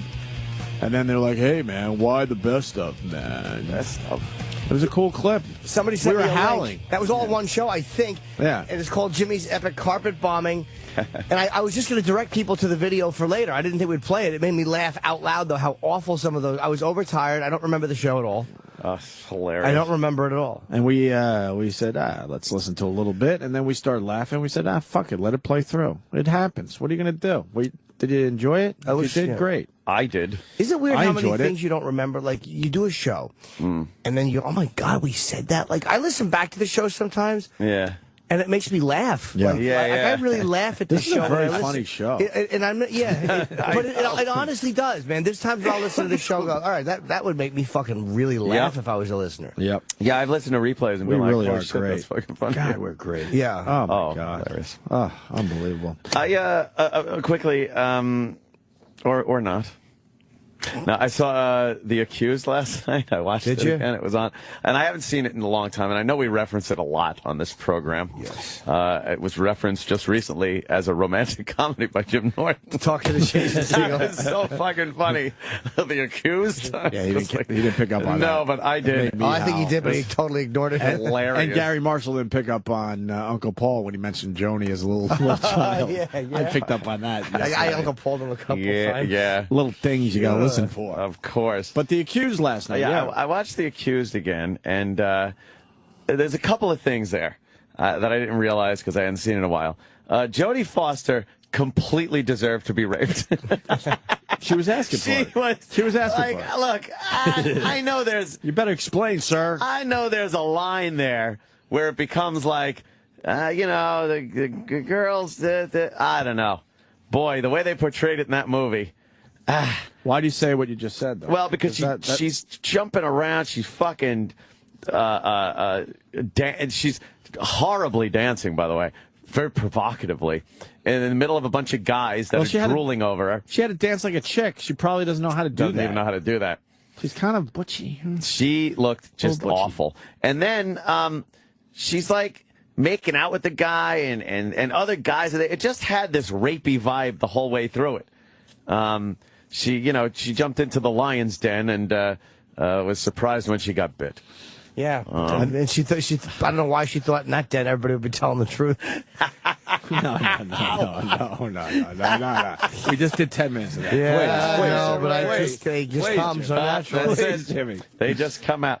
Well, but, I guess their thought process was, well, we're going to take it as close to the line as possible. That's what it was. And then tell everyone, and even, under all these circumstances, she should not have been raped. Right. But you're saying, like, holy fuck, come on, man. It was just a blatant, Yeah, I think what they had to make it like that because then it just would have been okay. Here's a rape trial where the guys are going to be found guilty. And, right. You know, oh God, look at her. We're looking at pictures from the movie. No. Water all over the place. Oh boy. Just in the mouse. And then the guys that are in this room are the biggest bunch of assholes. Just that one guy that was egging everybody on. Yeah, fucker, come on, yeah. And he didn't do anything. He just stood there and was fist pumping and like telling guys to fuck her. It was the most unrealistic bunch of fucking gentlemen I've ever seen. But a very entertaining motion picture. I haven't seen it in so long. It's been quite a while. It's very dated. More importantly, what part did you jerk off to? Well, actually, pretending he was her. Kelly McGee. That guy right there. That guy is just That's like, who you jerked off to? Fuck. Yeah, that's the guy I jerked off to. I know that guy. Yeah, he's been in a few things, but he's like the main fucking like chant and root the other guys on guy. Right. A real creep. They all have mullets. Does the movie hold up? I'd like asking that question. No? Nah, because really this movie's got to be close to 20 years old now, I'm thinking. Yeah, it's just bad. Wow. Yeah. It's just a bad movie now. Alabama man's attack not being investigated as a hate crime. Yeah. That was that's all over the news, and no, not all over the news. It's all over Twitter. For some reason, the guy that got the shit beat out of him, and then they said, white guy, gets the shit beat out of him by like 20 black people, and I guess they walked away and mentioned Trayvon. Said, it's Trayvon. Yeah. Trayvon. This guy was in a coma. He's all beat to shit. And they're saying, it's just an assault. Yeah. It's not racially motivated. Not at all. No, blacks never have racial motives. Yeah, no hate crime there. Never have racial motives. So I don't understand the thinking here when they immediately just wrote it off as, well, it's just an assault. Yep. When people have come forward and said, yeah, well, they were saying that was for Trayvon. Obviously, put it this way, if 20 white people beat the piss out of one black person and didn't even say anything racial epithets or even hinted that it was racial, it would still be a hate crime. It would still be a hate crime. Yeah. So why isn't it the other way around? I don't know. It's very confusing. Oh, race in this country, for the love of God. We got to get the word out. Tomorrow we're broadcasting live in Cleveland. Yes. And we're not going to be on in the morning. We're going to do an afternoon show. Basically, it starts at 3 with a pre-show with Sam Roberts. We're going to be at the Blind Pig. Pre-cum. We got lots of money to give away. We're doing cherry darts. Jimmy's going to smell some armpits to see if he could tell if the girl's on their period. Because he mentioned that once on our show, so we said, let's try it. Yeah. And we're going to add another bit to the live broadcast. Oh. I do want to thank Gary for coming in here with all his amazing radio bits. Yeah? They were really good and very thought out and very clever, but we've decided to come up with one ourselves. Mm-hmm. Which ones did you pass on? Well, I thought the announcing that we might put money under someone's seat was we passed really on that good. one. Yeah. And then there was the other one. Pinata head. Run through all the options. Oh, yeah, Pinata, but it wouldn't be him. Or it was Gary Darts, but it wouldn't be actually him. Yeah, it would be a picture of him. No, that's stupid. I know I could find a guy, a bald guy like Gary, and I know we could throw darts at his fucking skull. Jeez. I know I could find one with one fucking announcement on this radio show. Why wouldn't he do that? Nerf darts or real darts? Real darts. Oh, that would hurt. Remember Anthony? I remember Limo Anthony. Throwing darts at his back for plugs. Remember him? What happened to him? He's probably, Spike. Remember Spike? Remember all these people? They're such big parts of the show. Spike. Who was Spike? Short period of time. That was before your time, Jimmy? Dominatrix woman, girl thing. Nice heavy ones. Yeah, she did have big-ass tits. Nice big heavy ones. That didn't droop. One pointedly bigger than the other, if you recall. There was one bigger. It was the left. I didn't realize I would have to give that knowledge today, but it was absolutely the left one. Yeah. And then who was that other girl that was great until she took her clothes off. She had hard. Oh, God. She had the worst. I don't want to mention it. Yeah, I know the name, though, already. Oh, you do? You remember that? Absolutely do. Let me see. All right, yeah, you just had to write the first letter. This girl was beautiful, and we see. finally got her to take her top off, and there was a fucking hard... I don't want to say her name, because she's always been cool to us. We haven't thought about it. I didn't know in she years. We finally talked her into, like, going the distance. And Taking it off, and it was like, she was so hot with her clothes on. Oh, boy. Remember Skid Marky? Yeah, sure. How old is Skid Marky now? Skid Marky was maybe 13, 14 at the time, so he's got to be pushing... Skid Marky's pushing 30. He's probably around Sam's age now. 28-ish. Yeah, that's how old, more or less, I was when I started listening. Oh, man. A 14-year-old has no business listening to this I was show. like 16 when I started listening. Yeah. Oh. Anyway, the Blind Pig. We have added another bit to the live broadcast, and we're very excited about this bit. Yeah. Do we want to mention it? What? Why? Yeah, why not? What is it called? They have a Plinko machine. Yeah, maybe we should call it like Plinko for bucks or something. No, not that. You know Plinko, right? You get the yeah. It's a Plinko. disc. Price is Right. And you drop it from above. Except this one's and it called- bounces around, and then it ends up in a slot at the bottom. Yeah, it like bounces off these pins that are sticking out of the game, and it's like, oh, it's heading toward $1,000, heading toward it, bing, and then it hits something and goes into $5, and you go, ah, shit. Ah. Yeah, we're gonna go Plinkoing all over town. That's what we used to say. No, you didn't. But we're gonna play There's no such thing. Plinko Bo. Plinko Bo, we're going to call it? Yeah, Plinko Bo. Is Bobo going to Cleveland? Yeah, he is. Oh, my. How about Plink Bobo? That sucks. How about Bobo Plinko? Oh, Blinko. Shut the fuck up. So we're Fuck you, cocksucker. You're an idiot. Piece of Stop shit with the with a hat. suggestions. Fuck you.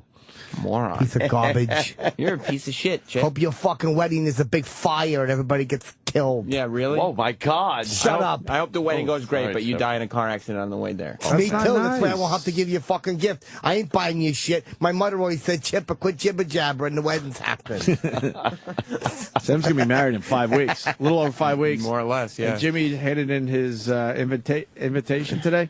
He RSVP'd, and I'm very glad that he handed it to me instead of sending it to my in-laws. Yeah.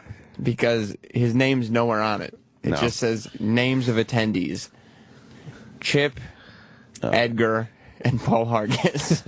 That's it, huh? So you're good. And by the way, Chip, Edgar, and Paul Hargis have different handwriting. Oh, my God. Wow. So creepy. How does he swing that? They have different handwriting. That's creepy, Jimmy. Sorry. I want to talk to Jimmy for a second. That's creepy. They all have different handwriting. Mind your business. Like he slips into character for a second as he's writing the name. There's nothing Yeah. to do with you. Is it obvious the same guy? Shut up.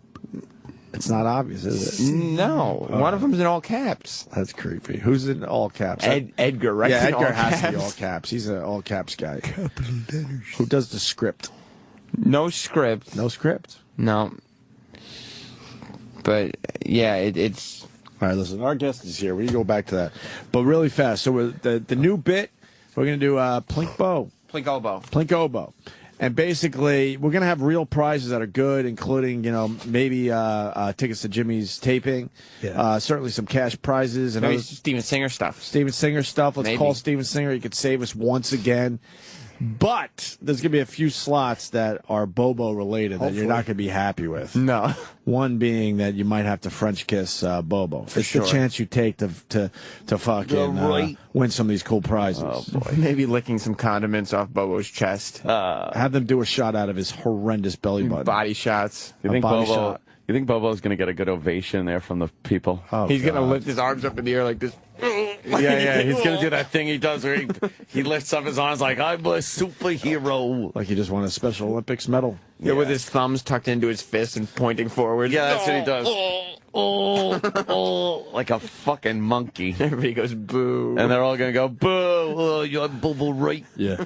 So the venue changed last minute, so please help us get the word out that we're going to be at the Blind Pig tomorrow, starting at 3 to 7. That's located 1228 West 6th Street up there in Cleveland, and we're looking forward to seeing a lot of people some old faces, some new faces. Very cool. Sponsored by Steven Singer Jewelers. Don't forget Mom this Mother's Day with a real long stem rose dipped in 24-karat pure gold. Visit IHateStevenSinger.com. Oh. All right. We got Anthony Jeselnik outside the studio. He's playing Caroline's this weekend. Oh. Yes, we have a really cool one sheet on him. Yeah. A plug sheet, not a one sheet. Oh, wow. This is really good. That's what comics get. Just play plugs. This is really good. This is a great one sheet. Even though he's my friend, he's still a guest. Anthony Jeselnik. What's up, brother? Hi, Ant. First time on the show. Man. How you doing, man? How are you, buddy? You guys, good. Thanks for having me. Well, we don't know much about you, so we're really hoping that the one sheet would be terrific today. They give no information. I mean, I know you, but usually with a guest we have, information. Yeah, all we know is you're going to be at Caroline's tonight through Sunday. So that's pretty goddamn good. Sure. Caroline's, nice place. I like Caroline's. Yeah.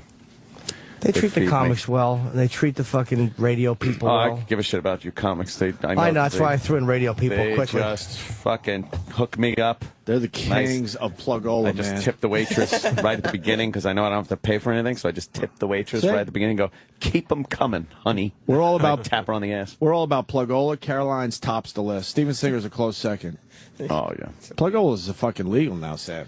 Yeah. Yeah, man. We promote Caroline's like motherfuckers, and we get free drinks and free tickets to see the comics. Do you guys go there a lot? Who do you guys watch? Just open mics and stuff? Or? Jim Norton. Yeah, yes. Open mics? Hell fucking no. I haven't been to an open mic in so long. I love walking around fucking Times Square with these jackasses like, yeah, comedy. You want to see some comedy? Comedy. And you never hear the club. You never hear the people. You never hear anything. Or they go, Comedy Central Showcase, comedy. And these rubes from Oklahoma are like, oh, goddamn, we're going to, like the TV channel Comedy Central? They're going to be part of a special day. Yeah. And they got to sit and listen to some shit fucking comic. Are you trying to say you're not going to see comedy? No, I'm going to see some shit. There's a place called, what's it, Haha? Where? In L.A. or here? No, here. Oh, here. It's there's a Haha Cafe in L.A. I said it was actually good. But there's one here on, like, in the 40s and on 9th Avenue. And I walked in there once right after we got thrown off the air, and I never went back in. It was fucking... The guy was a dick to me at the door. Oh, I remember that. You remember that? Yeah, and that's 10 years ago, and I never went back in. It's the first time I've ever mentioned them on the air. Wasn't it on 46th Street? Yeah, I think you're right. I know exactly where it is. I don't even know if it's in existence. Who knows? That's what was going on there? Just shit. There was just a jerk off at the door. Just a jerk off. No, you're not talking about Broadway Comedy Club, are you? No, that's Al Martin. That's Al. Broadway is fucking used to be the Improv. Okay. But it was just didn't look like other improvs. It had like fucking nailed up letters. With fucking all stiff fucking silver block letters. It really was shit. But Broadway is nice. No, it was just I can't stand that. No. It's like, don't try to bamboozle me into comedy, my friend. I've seen some real comics.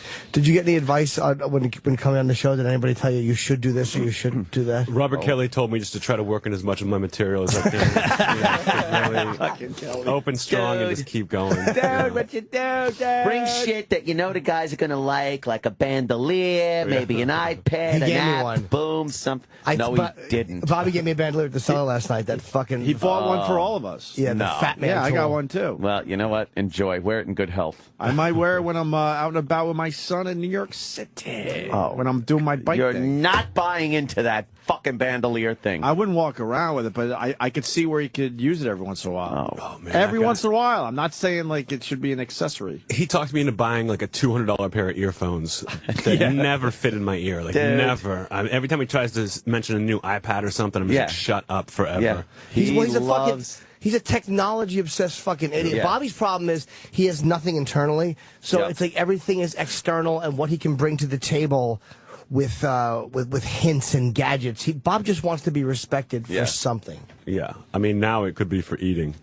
It probably is. Well, I hadn't seen him in 6 months, man. That guy blew up. Yeah, he really is fucking awful. Yeah. A lot of people have been saying, Bob, what are you doing? You start smoking again, man. Dude, I can't even tease him anymore. It's like I see him now. I just want to like Bob. We have to do something. It's sad at this point because I'm gonna miss him. I had a moment with him, and I had to say something as his friend, and he actually. Why am I doing this? What happened? He goes. I know, dude. I'll be back. I'll be back. Like he's away. Because I'll be back. Just away. Because I know, dude. But I'll be back. I'm like, oh, Jesus. God. We do worry about him. It's very sad. It's not funny anymore. It's like, Bobby, you got to do the right thing, man. No, Bobby was never funny. You just can't joke about it now because it's just too serious. Yeah, I know. It's at a point now. Bobby. It's like teasing a friend who's losing weight, and then you realize it's because he has cancer, and you're like, we can't make fun of that anymore. It's just kind of fucking. If we want to tease a fat person, we have our own. Oh, I wasn't even going to mention that. Okay. Oh, E-Rock's very fat. Hey, we're being offered a big ass pinata for the broadcast tomorrow. What? We're going to Cleveland tomorrow. It's an actual big ass. Oh, great! It's a giant ass, and you hit it with a bat. By the way, that response was perfect. Oh wow. Yeah. Oh wow. Great. That's what Cleveland should get. Why not? We'll get the girls topless to do it. If it's filled with nitroglycerin. We are in Cleveland and See, can that would bring kill some everyone. to the show tomorrow. Bring one by. Fuck it. Bring a big ass fucking pinata. Bring it by and fuck it. Yeah, we'll have people fuck it. Great. I'm sure there's candy in it. What the hell? It'll kill 5 minutes. Yeah, It's our first live good. show in a long time, and we're going to Cleveland for the first time in 5 years. Thanks for explaining that. Yeah, I know. I wanted to fill you in. I was like, what's going on here? We don't Must know. be something happening. We really don't know what's going on here. Oh, have fun in Cleveland, guys. Yeah, we've had some how could issues you the last not? couple of days around here. So How we're could you not? pissed off. You do it very well for yourself. It's really depressing me. Oh. Well, it's my friend. Whenever you see your friend's about to blow up, it's like, ugh. You're kind of happy for them, but you're kind of sad for yourself. Yeah. Yeah. Oh, Jimmy, you're ready to do a big special. No, but he's going to go through the fucking roof. You're about to go through the roof, Anthony? Yeah. Do you know this? Right to the top. Right to the top. Even though I'm friends with Norton, I think it's still going to happen for me. Oh, yeah. I think See, it's still that gonna could be work out. detrimental. Why do you think he's going to the top, Jimmy? What's going on? Because he's great here? on the roasts, and it's like that's a big thing now, man. I mean, it made Lisa's career. Fucking Whitney Cummings. If you're doing huge. if you're doing the roast. I mean, Amy's shot up after one roast, and she's doing really well. And it's like you've done two, and you're doing great. It's fucking. Yeah, that's the thing. I to did do. one, and it just didn't fucking help. Oh, Jimmy. It didn't pay off. Well, you have to do well on it. You can't just go up there. It's not show just being up and there do and it. standing there. Hi, how are you? Yeah. I'm on the roast. Now make me famous. I mean, you actually have to have jokes. Yeah, it's a little. Some of them jokes. It's depressing. It's all right, buddy. You're gonna do fine. You and Robert. Do you? Well, you're a mean fucker. This is why I like Jeselnik. Because he did Down and Dirty on he did. on HBO, and did a great Robert Reed age joke. And I think from that moment on, I was like, all right, he's a fucking mean, All right, I like fucking that. soulless kind of piece of shit comic. Yeah. I forgot about that joke. I love that joke. I can't do it anymore because no one remembers that the guy who played the dad in the Brady Bunch died of AIDS. Yeah, They no just one don't really remember remembers that. Colin came upstairs last night and quoted you. What joke were you doing? I never ask guys to do jokes, but you were doing something that Colin came up. Oh, fuck, man. Oh. But he actually came upstairs before he left. Oh, he's going to be so mad you told me. I know. I don't remember what Good the work fuck there, Norton. Why don't I just go through my whole 15-minute set And then you if say, if "That's jogs your it." memory, you go, okay. No, but I can't remember what it was. But it was like I thought he was slamming you at first because he goes, "I'm a fucking Jeselnik" when I walk by, and I'm like, "That's funny." And he goes, "That's fucking great." I'm like, "Oh, okay." You don't remember the line No, I or really, the subject? I'm annoyed. I shouldn't have said it, but I'm sure I will. Oh, Jimmy. I'm sure I'll get to it. Yeah. All right. Keep thinking, man. I got That's humiliating for everybody. Where are you from, brother? Pittsburgh originally. Pittsburgh. Yeah. A lot of comics come out of Pittsburgh. I know we got Dennis Miller back when he was a comedian, and Do you not like him anymore? Michael Keaton. I thought he was like the biggest victim from 9/11. I thought he was so funny, and then he just went the opposite direction. That's tough to watch. But that black and white special, it was one of the best things I've ever seen. I loved it. Oh, yeah, man. 9/11 made him way too political, and you forget how funny the fucking guy was. Exactly. I kind of agree with you, man. Yeah. Yeah, that was kind of a turning it's a point fact. for him. Yeah. I know he was political always with his comedy, but he got obsessed after He was that. kind of like the underdog, He was very liberal leaning, but it was more like, he was liberal leaning, right? I thought I remember Dennis leaning to the left. Who else was a victim of 9/11? That's a good topic. Oh my God, thousands of people. Yeah. There you go. Anthony will be at Caroline's. You don't have to say any more. Look how quick you are. Any other comics though? Because I like that point. Dennis Miller, Michael got way Keaton, too serious. Who's the guy? He's on Mike and Molly. Oh, you talking about from Pittsburgh? Yeah. We're talking about victims and all that. No. From Pittsburgh. a couple things. How many Pittsburgh victims from 9/11? Oh, no. I like it. Billy Gardell. Yeah. Billy's a funny fucking guy, From man. Pittsburgh? Yeah, he's a good But comic. Dennis Miller's the biggest one, I guess, so far. High hopes for Anthony Jeselnik. Yeah, Jeselnik would do great. I mean, it's not even an issue, or a maybe. What was the fucking thing? You got tied in with a big... another thing I liked about you is... And I like Eddie Brill, but there was a New York Times article that came out which got Eddie in trouble. Yeah. About females on Letterman? Yeah, but you got kind of roped into that. Yeah, Wait, could you explain the Eddie Brill article first for the people? I didn't read it, I just... Basically, he admitted that they don't like... I don't want to misquote the guy because I really like Eddie, but he got fired for that. What did he article. say? It was a thing where he said a couple different things, but and it was definitely a hit piece. Like the guy was just looking for dirt. Yeah. And he said something about how he hasn't booked a lot of women, and I think the line was that women aren't as oh God, what's the word? Not as natural as men, but like women comics are trying to be like men, and they're not as authentic. He kept saying the word authentic. I think that's what got him into trouble. But they let him go because he did the article in the first place. Like they said, you were not authorized to do this. But the guy who wrote it was clearly looking for something. Right. And he had contacted a friend of mine, Amy Schumer, and asked her about it. And she had said, well, he's done this and that. But then she said, I can't really talk to you about this because I've got to deal with CBS and stuff. But she's like, if you want some dirt, if you want someone who's going to give you a great quote, email Anthony Jeselnik. Nice. And I had no idea. The guy who wrote me, and he was like, hey, I'm going to do a thing about stand-up on late night if you want to talk to me. And I thought, oh, great, we'll talk about all my late night sets. We're going to love this. Like, as if anyone would care. And then he called and just was like, Eddie Brill. And I immediately just started, without even thinking, just started talking. And they what was the issue with you and him? The issue with I didn't really have a problem with the guy, but he came up to me once and just said, hey Anthony, I just did a set somewhere. He's like, I think you're really funny, but I don't think Letterman would like you because you're not vulnerable, so we'll never have you on the show. And I was like, why did you just come up to me and say that? So if I had asked you, so when I mentioned that in the article, and then I said that I didn't like that he kind of tours the country under the Letterman names, like doing showcases for comics where comics come in and like open mic guys pay him $100 to sit there and do 5 minutes for him, and then he sits down and says you'll never be on Letterman because you're not vulnerable, pretty much. I thought that's just not. They pay him? Yeah. Oh, he gets paid for these things. He'll get paid just to sit there and watch people who will never be on Letterman. And I can't believe Dave lets him do that. That was all I said. And that was part of the. I don't think that was the reason he got fired, but I think that was my contribution to his article anyway. No, I think the reason he got in trouble, he's still doing warm up there. I think the reason he got in trouble though was because. He's still doing warm up. He just doesn't book the comic. Yeah. Oh, good. That makes me feel a little better because I don't think the guy should be fired for. Yeah, I don't want to see him be fired either. I like it. Giving an opinion, which we always talk about on this show. But I think when you're in a position of power, you got to watch what you say because you open yourself up for like discrimination. Shit and gender discrimination, and that's where like the corporations start panicking. Like, dude, you can't say that. Like, you can do it, but don't. Plus, I don't know if I don't think that's even not good that he's still the warm-up guy there. Like, to lose your job, the good one, and then to keep like the bad job, just seems like almost like rubbing it in his face. Yeah, it's like remember that you got fired every day. And I used to kind of agree with that whole female comic angle for a while, but I've turned the corner big time, man. There's too many funny ones. Too many funny ones now. But when we were growing up, they were fucking lame for the most part. They really were. Suck. And you always went, oh, fuck, a female comic. Yeah. You'd be at Caroline's, wherever it would be, and you're like, oh, man, I'm not here to see a female fucking comic. Why don't you give a warm welcome to a very funny lady coming up to the stage. Yeah. I'm going to give a warm welcome to the urinal. Who's ready for a lady? Piss in it. I mean, you go with Amy Schumer, Bonnie McFarland, you got Marina Franklin. Fucking Wanda. Glacier. Nikki Glazer's really funny. Natasha Leggero's great. She's great, too. I like her We've a had lot. her on. Yeah. She was funny. I saw her Tonight Show clips. I watched one. She's got she plays like a really shitty, fucking kind of condescending person, but it works for her on stage. She's funny. Eliza Schlesinger. Yeah. Right. Absolutely. Who's the crazy chick we had on the other Asian girl? Koo? Esther Koo. Esther Koo? Yeah. I love Esther Koo. Is nuts. Cool. Yeah, we got to get her back on. My opener is Ophira Eisenberg here this weekend. Did you know her at all? No. Ophira Eisenberg. She's a New York comic. Does a lot of work with like NPR. She hosts some game show, but she's very funny and a total pro.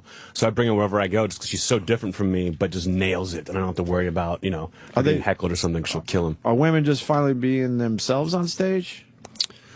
Yeah. I think there's something changed. Absolutely. I just think there's better, funnier, smarter women getting into comedy.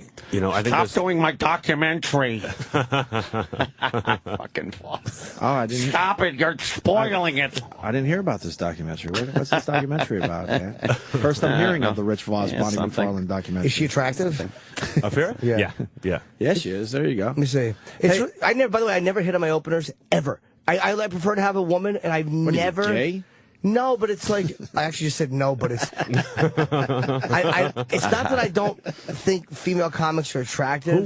Who would you have hit on if you went down that road? It wouldn't be any comic that I find funny. There's something about the energy of a comedian that I love. Like I think they're really funny, but they don't hit me sexually. Right. Like, because my enjoyment of them is not that type of a fucking energy. It's a weird, non-sexual fucking thing. That's why I don't try to fuck comics. That must be such a huge letdown for all your openers. Yeah, that's a fair point. I mean, I am saying it like these poor girls, but people saying that Bill Cosby's from Pittsburgh originally. Is that true? You would know that. I've never heard that. Fuck, more than one told me that. I don't know. Is Bill Cosby originally from Pittsburgh? There's no way. No. Well, Sam. Come on, Sam. Give me that Pittsburgh in the Wikipedia. Got the Pittsburgh in there? Early years. Philly, motherfucker. Yeah, it's like the opposite. Philly, motherfucker. Philly is very different than Pittsburgh. That's fucking people in Pittsburgh just trying to claim somebody fucking. Yeah. That's very different. After Dennis Miller, there's a big drop off. No one from Pittsburgh would ever try to claim someone from Philly. That does not go. That does not go that way. No. I guess they are territorial. It's like New York and New Jersey. It's like you fucking. It's stupid. You're not are you a damaged soul, and that's why you do comedy, Anthony? Thank you for asking that. I don't think of myself as a. Do a lot of people ask you that? Oh, it's always that. Like, what happened? Oh, well, I got molested as a kid, and now I just found a way to turn it into gold. Normal upbringing, more or less. Yeah, oldest of 5 kids, parents still together. You know, everything was good. I never liked school. I always had a dark sense of humor, and I kind of got a lot of crap for that in school, both from teachers, faculty, and other students. But a lot of people would assume it's because you had a bad fucking upbringing or childhood. Where's your darkness come from, you think? I don't know where it would come from. I think I just have like a serious problem with authority, and I really hated being treated like a kid. I hated being laughed at. That was like the worst thing to me. So to be a comic, I can control that. And then no one's laughing at me ever. I never take a pratfall on stage. What I heard. You're laughing with me or not at all. Yeah. Why would they laugh? Teasing, of course. But why would they laugh at you growing up? We all got laughed at, I guess. Just because I was figure out how to handle it. Because I was like an awkward, stupid kid, and I didn't understand that I was going to go through this awkward phase, and things would get better. You know, the older I got, I was just very frustrated and just an angry young man. And I thought, well, if I do stand up, if I can get into this career, stand-ups can get away with anything. You can say whatever you want, whenever you want, and you kind of have a right to do it. That I thought if I do this, then I can just shove it in everyone's face who gave me hell when I was a kid. Right. You know, that I'm doing exactly what I should be doing. It's changing a little bit though. Like now with the like internet and the fucking phones and all these things being immediately posted, comics are being a kind of run over the fucking fire for shit we say now. Like, well, like Tracy and who else has got in trouble recently? Somebody else got shit recently. But I mean, on stage. Whole list. And that's where it's starting to get uncomfortable. Well, I think it depends because, like, I don't think you don't get that kind of stuff. You know, I never get it. But like Tracy Morgan got it because he plays Tracy Jordan on 30 Rock. You know, people will see that and they can't separate the two between the comic and him doing that. But I think as a comedian, you can pretty much say whatever you want. And even if people will be like, "Why are you saying that?" You can be like, well, "I'm a fucking comedian. Right. I get to do this." I actually did get it once. You did? In the Post, yeah. This fucking, she was actually okay about it. I was being heckled by a couple. They were being horribly rude and talking. And I mean, the woman was being a cunt. And I buried them. I smashed her. Good. After having been nice to her. After having been playful with her. Like, you know how you know when someone's talking and you want to go shut up, you fucking hole, but you're playful. So I was playful with her, and then the boyfriend felt like he had to defend her, and he had to fucking jump in. And so I got mean. I was like, you fucking, first of all, you dummy, you don't know that I was just nice to this fucking bitch. Right. Instead of being mean. So then there was a reporter from the Post there who wanted to spin it like I attacked them as they walked out. But in fairness, she did print my quote very accurately, and she did paint the article accurately. And I actually have audio of it, but I never put it up because there's one thing I say as they're leaving that I forgot I said, but I know how bad it would look if the audio What was it? It was something about... Let's put it this way. They were a black couple, so... Yeah. No, they were... I know Jimmy well enough to know he's not me. No, but it was something about the guy dying of AIDS. I think I told him, I hope you die of AIDS, but I tied it in with another word, but it had nothing to do with sexuality. It literally was just an angry insult. Oh. but that would have looked really bad tied together in print. You faggot. I think that's what I said to him. Right. But it wasn't about him being. He was with a woman. Right. It was just an angry insult. Yeah. Die of AIDS, you nice sweater, faggot. Oh, and then I said, nice sweater, faggot. And I said, I hope you die of AIDS. But just those things in print would have looked fucking horrible. That's bad. So I was glad she didn't remember that I said that. I called a guy a faggot once, like in a nice way, and as soon as it actually came out of my mouth, and the crowd went crazy, I felt awful. And the guy, he was with his girlfriend. The girlfriend was taking pictures at the cellar, and I was like, what do you think about your girlfriend taking all these pictures of me? And she was like, I'm taking them for him.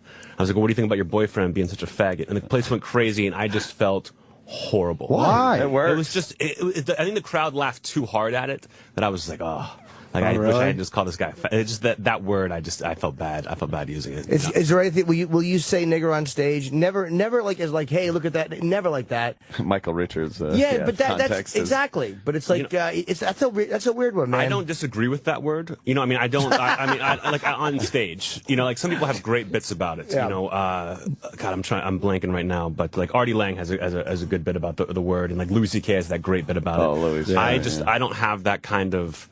I don't approach humor from that like philosophical angle that I can be like, what about this word? You know, I can't do that.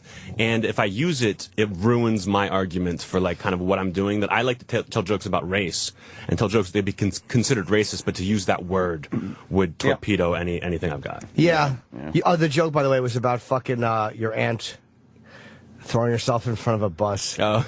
That Colin came up. It was very funny. All right. Yeah, so my great-grandmother threw herself in front of a bus well before I was born. Police called it a suicide, but the family knew that she was just trying to stop civil rights. And he came up, and I'm like, that's a great joke. That is good. And I thought he was slamming you, but he was actually came up to praise the joke. But I like that's Anthony's type of fucking, and it's all mean shit, man. And I really, good. Yeah, I like that a lot. But that Robert Reed's joke, I'm a lot like. What was the joke? I didn't remember. My family's exactly like the Brady Bunch. We might not be perfect, but my father did die from AIDS. That's such a great fucking. And it got a huge laugh on Down and Dirty, and we did 4 episodes and we were done. So I put some really fucking. You know how miserable it is that everybody from that show is doing well. Who was on that show again? With Anthony, who's doing well. Fucking Whitney Cummings. Whitney was on there. Aziz. No, Aziz. What a dope I am. I actually answered that. No, there was somebody else that's doing really well right now, which is like, fuck. I don't begrudge people. You're doing okay there, Jimmy. It's a really good show. They should have kept it on. Do it every quarter. HBO hated that show so much. Huh? I remember getting I was working for Fallon after that show came on the air, and we got like the DVD box from HBO that's like the Emmy consideration, and it was every single show that HBO had done that year except for Down and Dirty. We refused to put it in there. I was like, why wouldn't you? Wow. What was the problem? I think that it was a new regime that took over. It was like, that was a show that was one of the last things that the old president of the company. Oh, that never works well. No, because clean house. They clean house because they want their own shit on the slate that will work. And the old guard had said yeah to this show. And the new guard was like, all right. And they actually did agree to do it. Instead of 6 episodes, they gave us 4. And in fairness, I mean, they did fulfill their obligations, and they did give us a better time slot than they wanted. Yeah. But yeah, that just wasn't there. It wasn't their thing. Cup of tea. Yeah, I mean, I think that was it. But I think it could have done very well. But they buried it, too. I remember when we shot it, they were like, it's going to premiere after Entourage. It's going to be like right after Entourage. It's going to be this great thing. I was like, oh, that's going to be huge for us. And then it was like the next thing I heard, it was like, it's going to be on at 1:30 in the morning on Thursday after a repeat of Entourage. It was, the repeat. It was Friday night. They wanted to air it. They wanted to air it at like 1 in the morning after a fucking real time or true. Yeah. Yes. After True Blood repeat. And I'm like, could you give us the spot after real time? This way at least Bill could throw to it and maybe.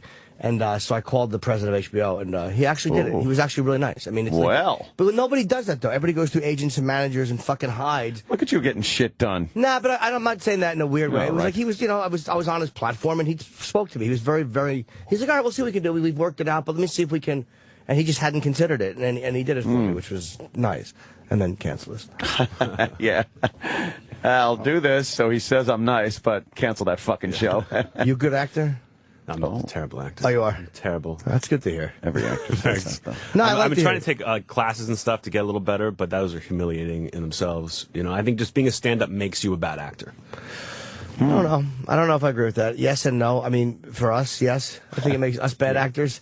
But I think it's the part of that makes you a stand-up that makes you a bad actor is the fact that we're awkward people and sometimes uncomfortable or frightened people. And that, when you're acting, that can block you. Yeah. But the fact that we're so needy for like attention and affection and all this stuff. You won't stop doing it. You learn how to get that shit in life, and that's what makes certain stand-ups good actors. I think what makes you a comic can work for you or against you. I'm just talking, sir. But I think with being a comic, I think like you're against, when we're performing, we're against the audience. You know, like it's me versus you guys. But when you're an actor, the hard part is like listening. Yeah. You know, like if we were doing a scene and you're talking to me, all I'm thinking about is what I'm about to say. That's it. And that makes you terrible at acting. You can see it on my face. Yeah, I've said that many times too. I've asked actors that. How do you? Who Don Cheadle said that. I'm like, how do you listen? Like he's good? Well, he knows a lot of good actors, and I said listening is the hardest thing, and he goes, "No, that's the he said the what?" And he goes, "No," he goes, "That's what lets me know how to respond or what to say or who to talk to, or like not who to talk to, but how to say it or what to do." Like he really listens. Yeah. In the scene, it's like, I don't know how you do it. I just obsess over my fucking part.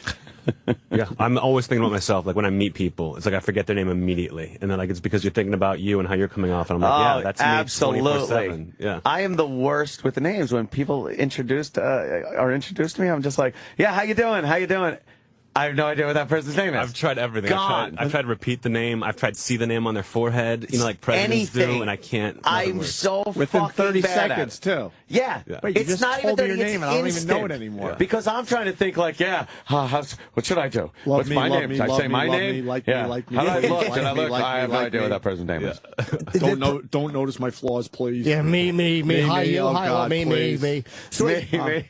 who sees the name on the I'm a forehead? zero. That's a good idea, actually. Yeah. I think it might have been FDR. I might be wrong on this, but he was like the one who made that famous, where he would see a guy he had met 10 years ago in the hallway in the White House and be like, "Hey, Jim," and he would just know exactly. Well, he would literally carve it in their forehead with a knife. See, would that be? Shut up, Jimmy. See, because that would be very obvious. And we'd go like, 10 years later, hi, Jim. And he's just there with Jim carved in his head. It would be very awkward. Or he just had notes on his legs. You could look down at it. He wasn't really doing much else with them, I guess. Why did I have to over-explain? Two fleshy notepads. Good wheelchair joke. Yeah. Solid. Do we have to stay until James Vanderbeek comes? No, I'm going. No. I'm not going to be here for that. You know what? We really should can that because we got things to do. Yeah. Quite frankly. We got flights. We got to get to Cleveland. We got things to do. We should take a break. I mean, That's it would what we be should nice do. and everything. I mean, you know. Yeah, no, man. But we got shit to do. He's coming in at 9:45. Yeah, that's a little much. And nothing against him. Roland, cancel the beak. Who is he? Is he from Roland, Dawson's Creek or something? cancel the Dawson. Well, we're not chicks. Who cares about him? Exactly. Why would we talk to that guy? He's not here to promote Dawson's Creek. That's been off the air for some time. They're a box set? Oh, I thought it was a Dawson's Creek reunion thing. Outtakes? No, he's Bleeps and blunders? He's in a new show called something like Don't Trust the Bee. Don't Trust the Bee. 23. What? Yeah. That's really it. good. What is it? It's like a. I mean, it seems like I hear good things about the show. I remember I auditioned for something that I did not get, but I heard he's great on it. He's kind of like who's the guy, Doogie Howser, like how that dude kind of like remade himself later on. You know, As what? Gay gentleman. On that, what's the show?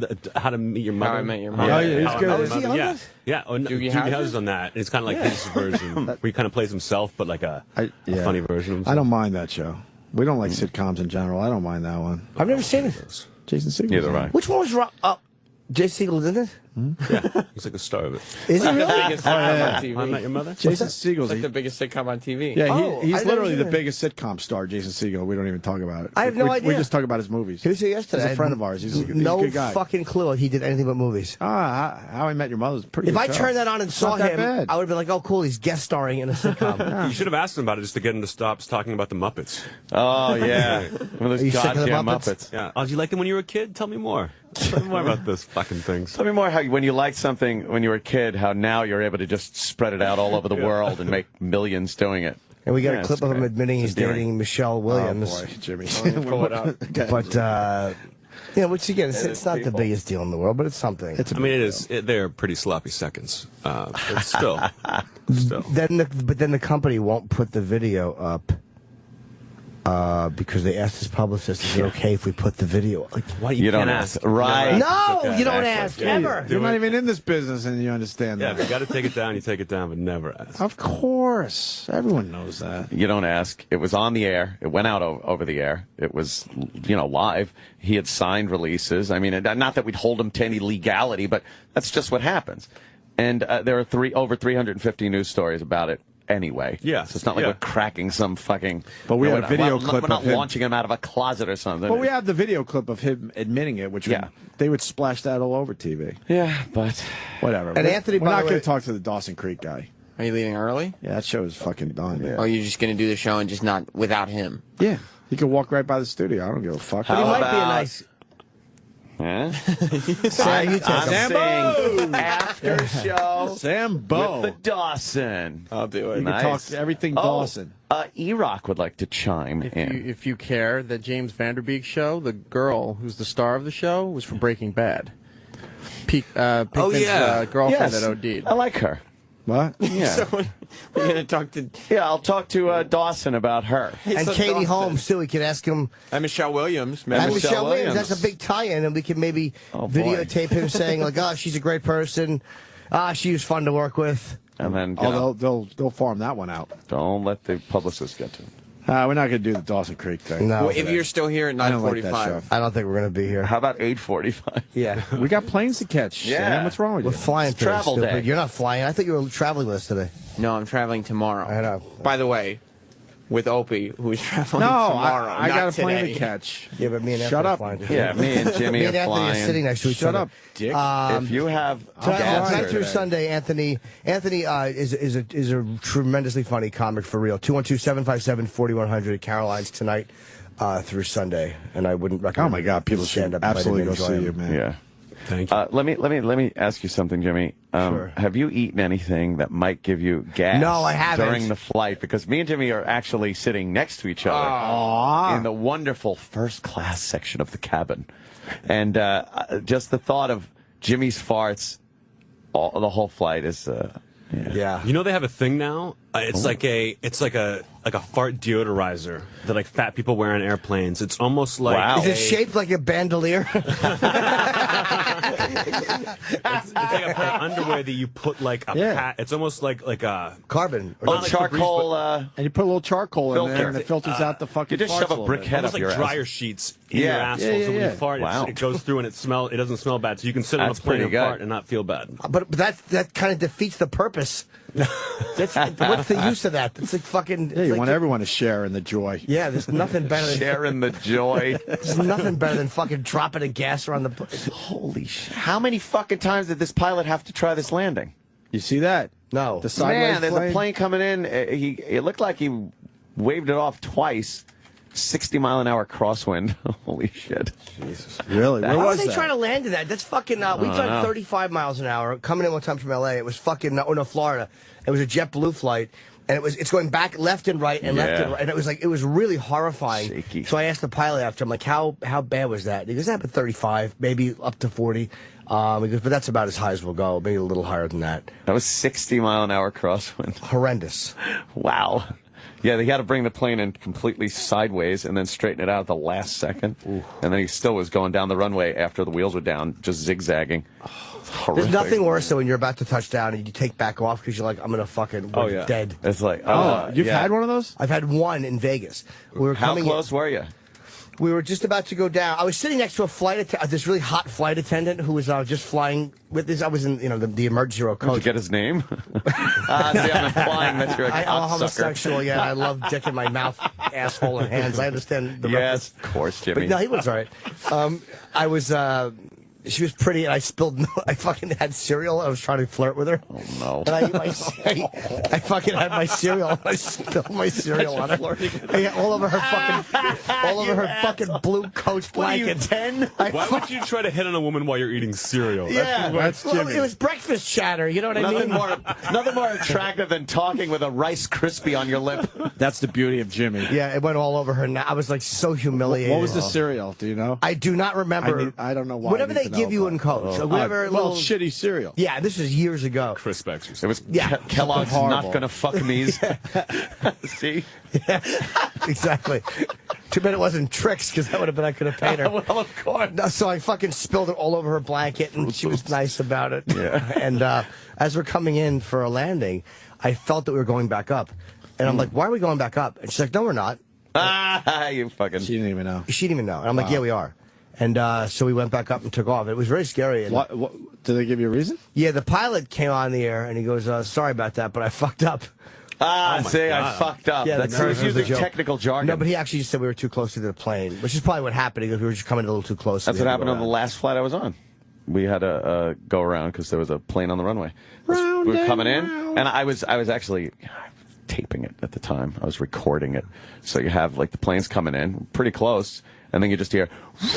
If you can find it on YouTube, because the sound that the engine makes was the most frightening part. Oh, wow. I guess he went to. It's on my thing. It's OPANTXM. On right. And then scroll down. Did you ask for permission from the? No, I didn't ask from it. That go around, yeah. So this is just engine sounds, but that's you usually normal. hear this. And what made you tape at this point? I just thought it looked really cool. Oh. Now listen. Now that thing is gunned, and we're going back up. I'm like, oh shit! That's how close we were to landing. Wow. Fuck that. That is scary. And I'm in the background going, something happened. You hear that sound? He's stressing out the engine. He goes. Sounds like it to me anyway. He makes a worse sound. But that was. You know what that is? I wonder if that's the sound the engine makes.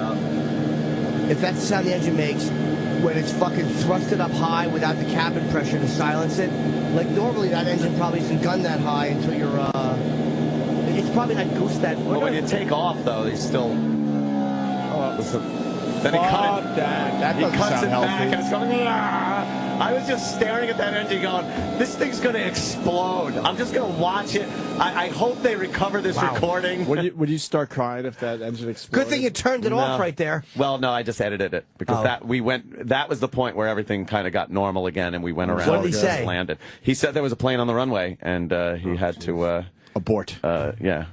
My friend Andrew Powell, many years ago, came to visit me in Jersey.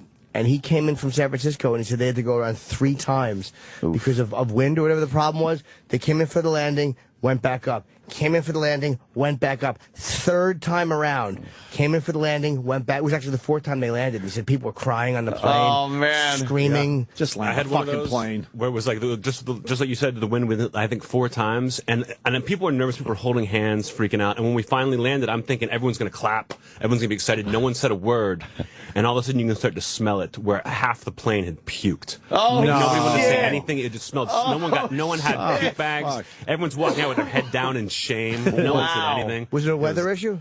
Yeah, it was just wind. It was just, the wings would start shaking as you moved in, and then it was just like, can we? And then, nope. It's like go that. back up. Dunk. Yeah. The wing kind of dips down, comes back up, slams down a little bit. You're just kind of like, hey, I'm just along for the fucking ride. Yeah. All right. I kind of, when I bought my ticket, I kind of why are we talking let about it this? all, I gave it all to you. We're flying today. Why are we talking about this? That really is stupid. I don't know why we're talking about it. Because nobody We're all dies. flying today, Sam. Shut up, Sam. Nobody dies after talking about this stuff. Now you jinxed Oh it. my God! As a matter of I gotta fact, take a leak. I dare God. No. I fucking I'm on the dare next you. seat. I'm on the seat right next to you, Jimmy. I dare you to crash this plane. No. See, we're all happy again. La. I'll bet you. No, don't bet. The energy No in the betting. universe doesn't have the balls to crash this fucking flight. Oh my you guys ever God. seen La Bamba? Oh, Doesn't have the guts to Jimmy. even make us late. Not even make us late. You don't have the balls. Oh no. If God crashes this plane, I'll eat my hat. No. I would worry more about Vanderbeek taking you guys down. That's true.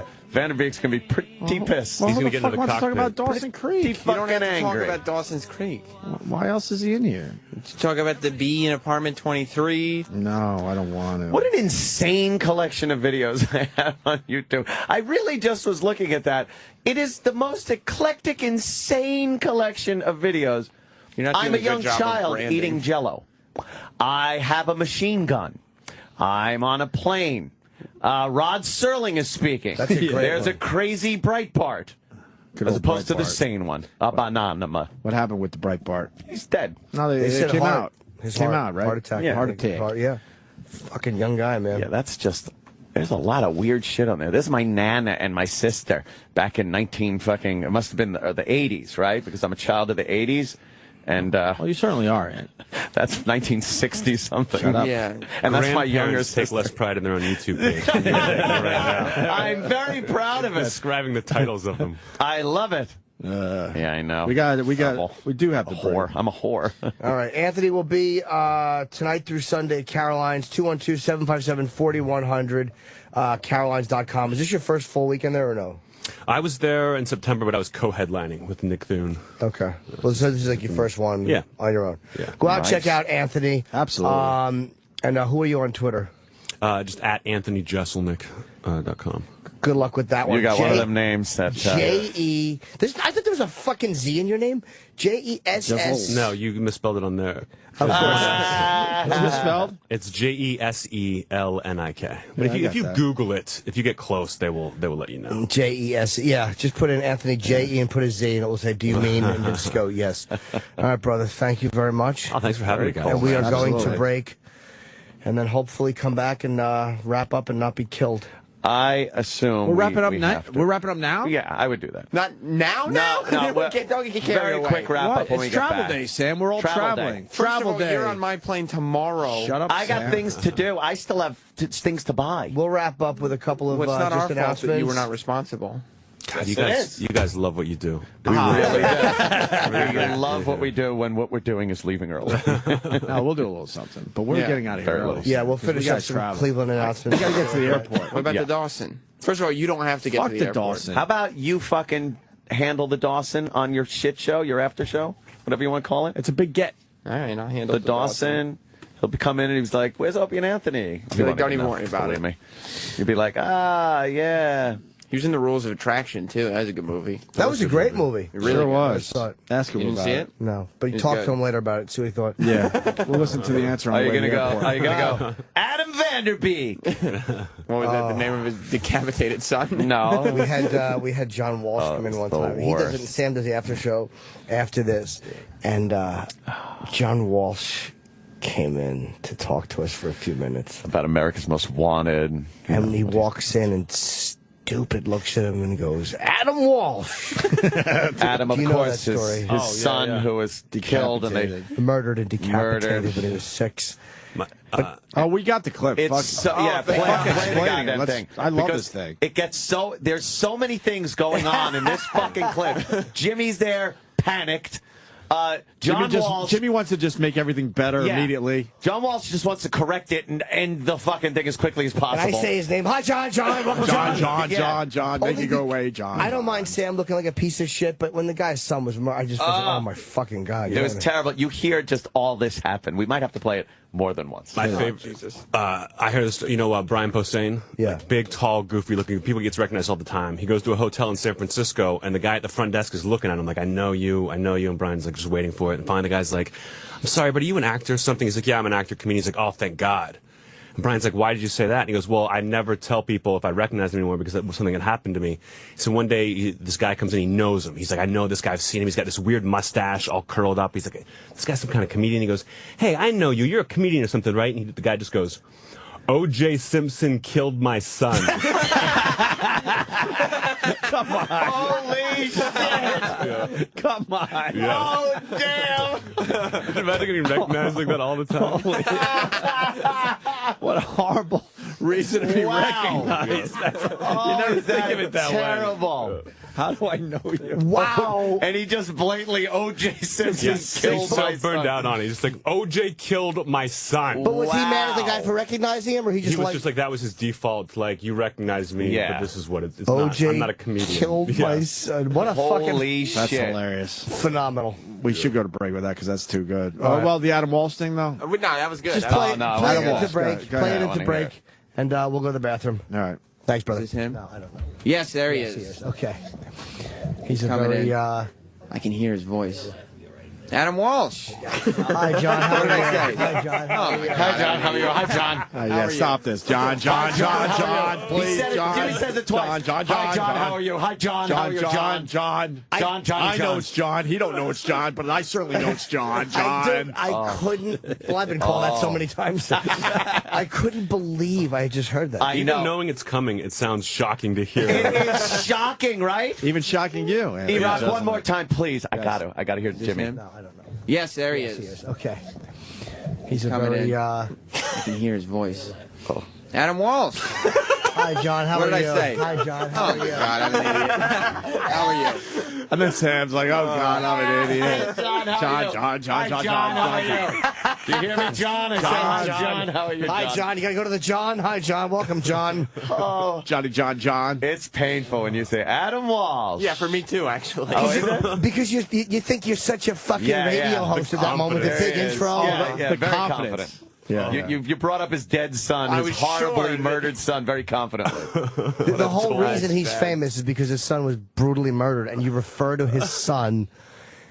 It's one of the worst flubs I've ever heard. That was a bad one. Yeah. Yeah, it was bad. We should take a break. Oh, Why? else, yeah. Play it one more time. Yeah, please. Is this him? No, I don't know. Yes, there he Yes, is. Okay. He's a Coming very... in. I can hear his voice. Adam Walsh. Hi, John. How What are did you? I say? Hi, John. How Oh, are my you? God, I'm an idiot. Oh, yes. What's the most important holiday? Huh? What do you think, Christmas, Valentine's Day? No. They're close, but it's Mother's Day. What are you going to do? What are you going to do for your mom, huh? Yeah, you got to do something special for Mom. You know who knows? You know who knows? Steven Singer! He's the man with the gold-dipped rose! The gold-dipped rose! Steven Singer! Steven Singer! He's the man! He'll give you a rose for Mother's Day, which symbolizes appreciation, respect, and eternal love. Hey, Steven Singer's got gold-dipped roses, hence the Goldfinger music. It's the gift that lasts forever and ever. It's only $69 bucks. 69, get it? Steven Singer, his real gold-stemmed, real long-stemmed roses dipped in gold. Shipped in a beautiful gift box. Personalized for Mother's Day. Da-da. Steven Singer, he has his stupid gold-dipped roses, but your mother will fucking love them. Cold. His heart is cold, but his roses are gold. Peach. How about the peach ones? They symbolize appreciation. How about gold? Respect, eternal love. Look, all I'm telling you. Call him. 888. I hate Steven Singer. Steven Singer. Steven Singer. Go to IHateStevenSinger.com and order your Mother's Day rose. What a fantastic idea! It's a gold rose. Steven Singer's got gold rose. Steven Singer's gold-dipped rose. Go to IHateStevenSinger.com and get your rose dipped in gold. His gold rose. Steven Singer. Right. IHateStevenSinger.com. Gold. Right. Off. Sirius XM. It's the Opie and Anthony Show. This us. Want to thank Anthony Jeselnik for stopping by the show today. And we're getting ready to get out of here because we got to get to Cleveland, man. It's travel day on the Opie and Anthony Show. Yeah. Love travel day. Tomorrow is when you're traveling, Opie. You're Shut traveling the fuck on a up, plane. Sam. No Tomorrow one knows morning. that. You don't know that. I told him in the commercial break, Jason, don't speak against the family, but he insists. You're a rat. You're on the same flight as me. You're a rat. We're Why are you flying- such a rat? Because you're lying. Why are you a rat? It's an Why honest is he a show. rat? The whole family's fucking rats. Why aren't you one of the guys? Because the guys want to go home and leave me here to do a show. I think you work secretly for management at this point. Don't make You me got a think tie I'm under right that here. T-shirt? If there's one person that management likes and can trust around here, it's Sam Roberts. They love everything I do on the show. That's not good, though. I was actually being sarcastic. Brother Weeze taught me that lesson a long time ago. You either fucking wear a tie or you don't. They hate me. And he asked me, are you going to be wearing a tie? Because there was a time that I might have been going down that road to wear a tie in this business. I said, you know what, Weeze? No fucking tie for me. I'm yours. No, management hates me, but they can't tell me how much they hate me because I got a big mouth. But you're trying to tell us what to do. You're trying to tell us what to do with our own show. I just think it's better for the show. I'm traveling today. No, you're not. Just Jimmy's traveling back to your apartment. Anthony's traveling. Yes. I didn't say what kind of traveling We're I'm doing. traveling. That's right. Because we got to get to the Blind Pig tomorrow for the big broadcast, the big afternoon drive broadcast. They hate me, Travis? Yeah. Oh. 21 and over event, blah, blah, blah, blah, blah, blah, blah. I guess we just got to make sure everyone knows that we changed the venue last minute. That's always good. It's going to be at the Blind Pig, 1228 West 6th Street in Cleveland, okay? We'll have people at the old venue. I don't know we're gonna the have old venue just in case they didn't get the word, okay? Yeah, the other venue, there will be people directing. Please, people, show up. Oh, we don't want to look stupid. I think they will. There's been a lot of Twitter excitement, phone calls to the after A lot show. of Twitter chatter. People, Twitter chatter. We don't want to look stupid. a lot of people psyched about this late. Cleveland trip. You won't look stupid. We used to get 40 shares in Cleveland. We don't want to look stupid. Well, you're not going to have those kind of numbers, but still, a whole bunch of people. We got something like a 40 share, and then a mere weeks later, we were fired. And there went that. Yes, I was suicidal. No one gets that type of fucking rating. Sponsored by Steven Singer Jewelers. Don't forget, Mom, this Mother's Day with a real long stem rose dipped in 24-karat pure gold. Visit IHateStevenSinger.com. I hate him because I'm sick of talking about this guy. Steven Singer. He's so funny. He's our only fucking sponsor. Someone's had enough. Yeah, but dude, it sounded like fucking. It sounded like the James Bond song. Did it? No, not really. I was totally going for something original. Damn it.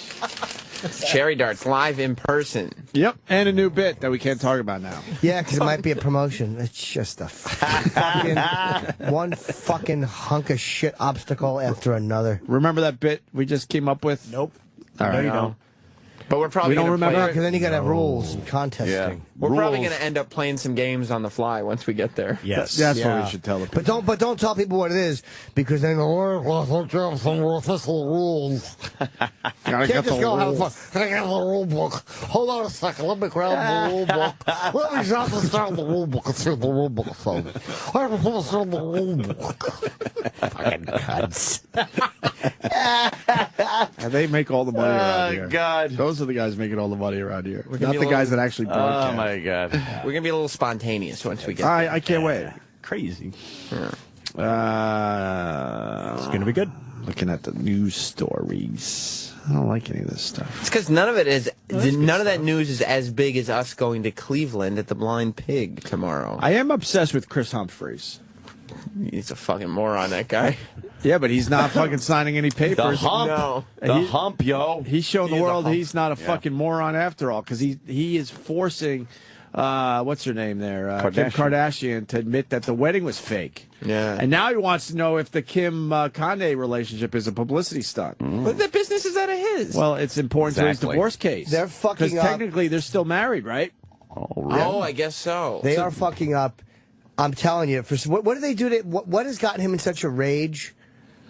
Like he feels betrayed, right? Like He thinks it was a real marriage. And they made he feels that they made a fool of him. That's where the whole thing looking like a dummy in a hot tub came from, because he looks stupid. He looks dumb. Because he really believed that they were in love, but it's looking like she was looking for a big publicity. bump. Good for him, man. I like the way he's sticking it to this bitch. Good. I fucking hate her, but she knows how to keep her name active, man. She's smart in that regard. You know, she announced recently that she's going to try to be the mayor of Glen fucking something out there. Yeah. And everyone knows that's what celebrities do to get a big, quick, blast of publicity. A bump. But these assholes on TV won't admit that. They just go with the story like it's a possibility that she could actually become the mayor. No, of course not. Why don't you go the other way with it and go, hey, this is what celebrities do from time to time.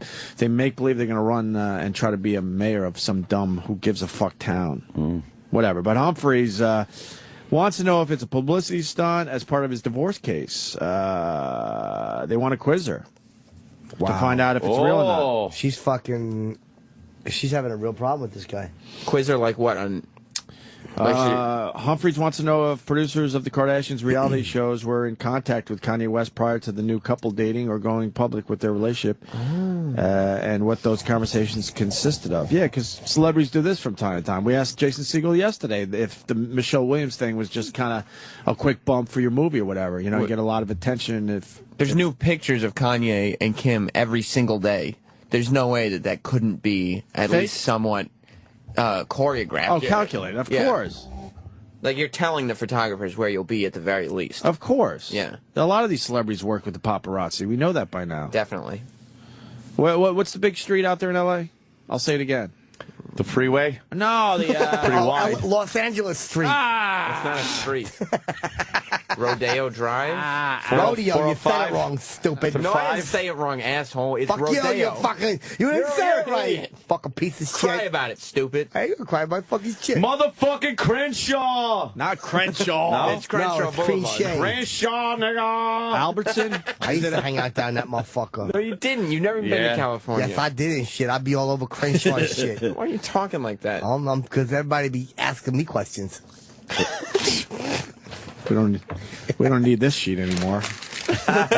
That's the we're leaving sheet. Albertson Boulevard or whatever. Sepulveda? No, Albertson. Well, Santa Monica Boulevard?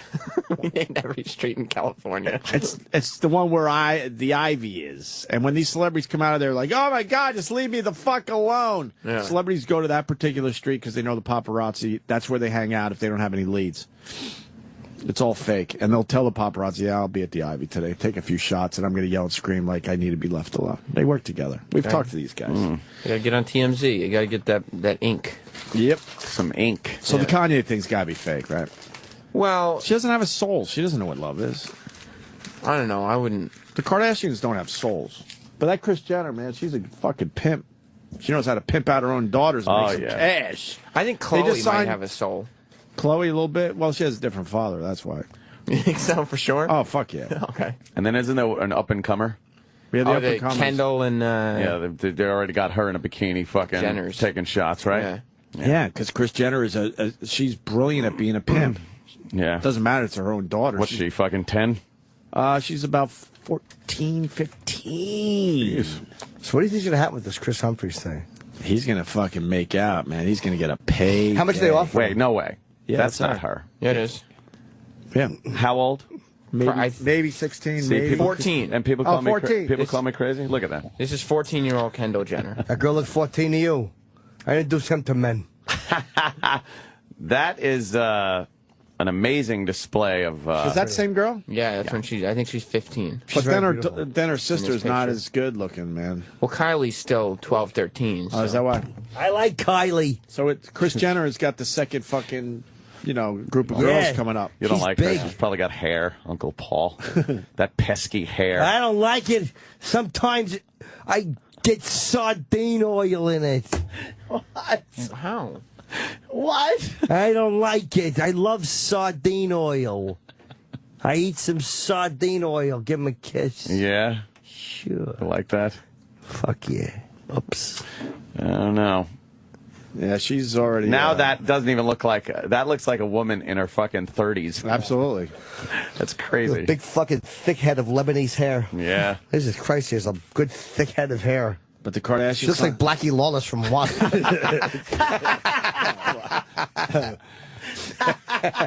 They signed for $40 million, Sam. Yeah. $40 million they just got. Who did? The fucking Kardashians. I don't fucking what's money for them. What, to do a show here?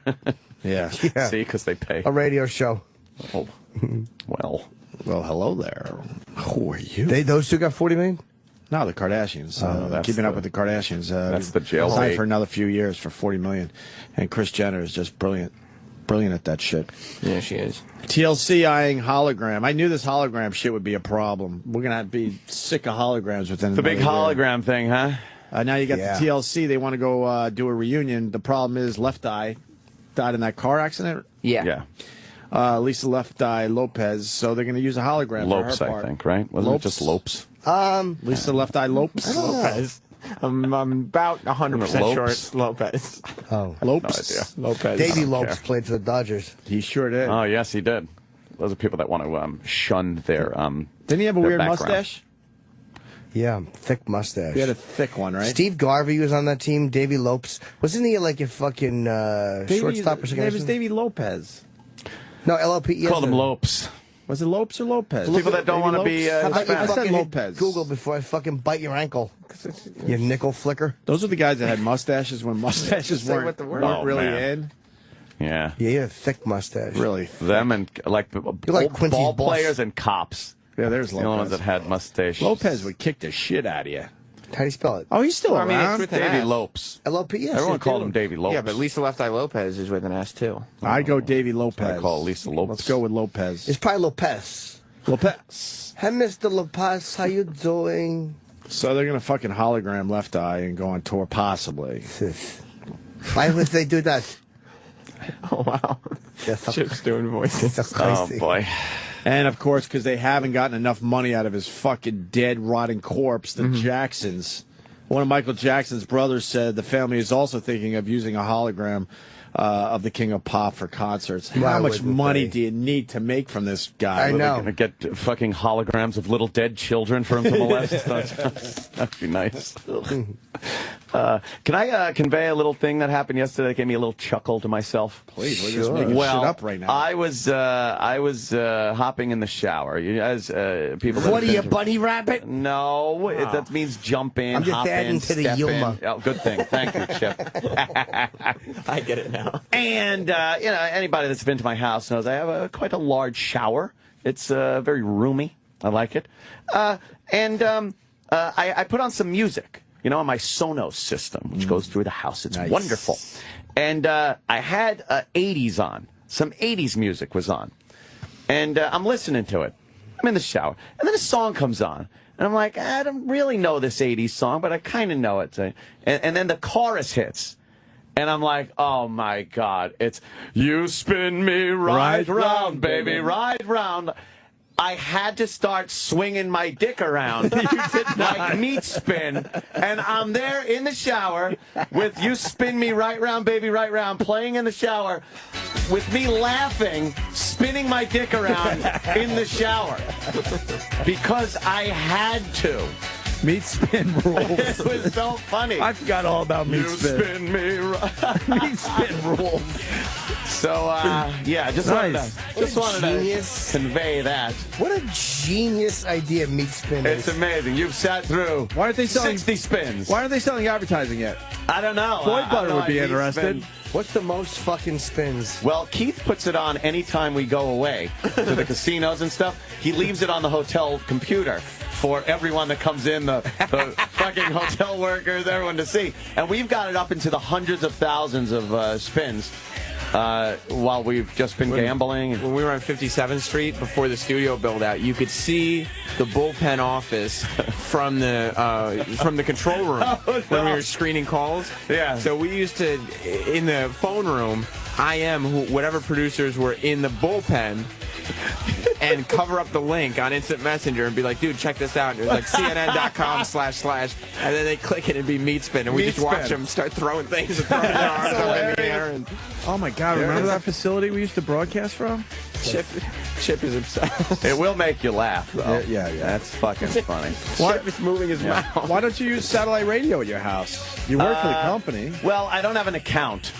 Yeah, I don't. It's too much of a pain in the ass for me to get a fucking account to play it. My radios ran out probably a year ago. Yeah. I don't have our show in my car, and I don't have satellite at home I'll anymore. be honest. It was Through just my too much of a Sonos. hassle. Through the Sonos, I do get Sirius. All right, good. So I do sometimes go to lithium and stuff. And it How do I was get my 80s, units? so it was probably the Sirius 80s channel that was playing it. How do I get my units hooked up again? Do I have to call somebody? Do I have to call the Philippines? What do I have to do? Oh, yes, It's easy you to do. do. It's not hard. All right. You spin I'll come me. down. And so then I'll the song come was stuck in my head when I woke up this morning.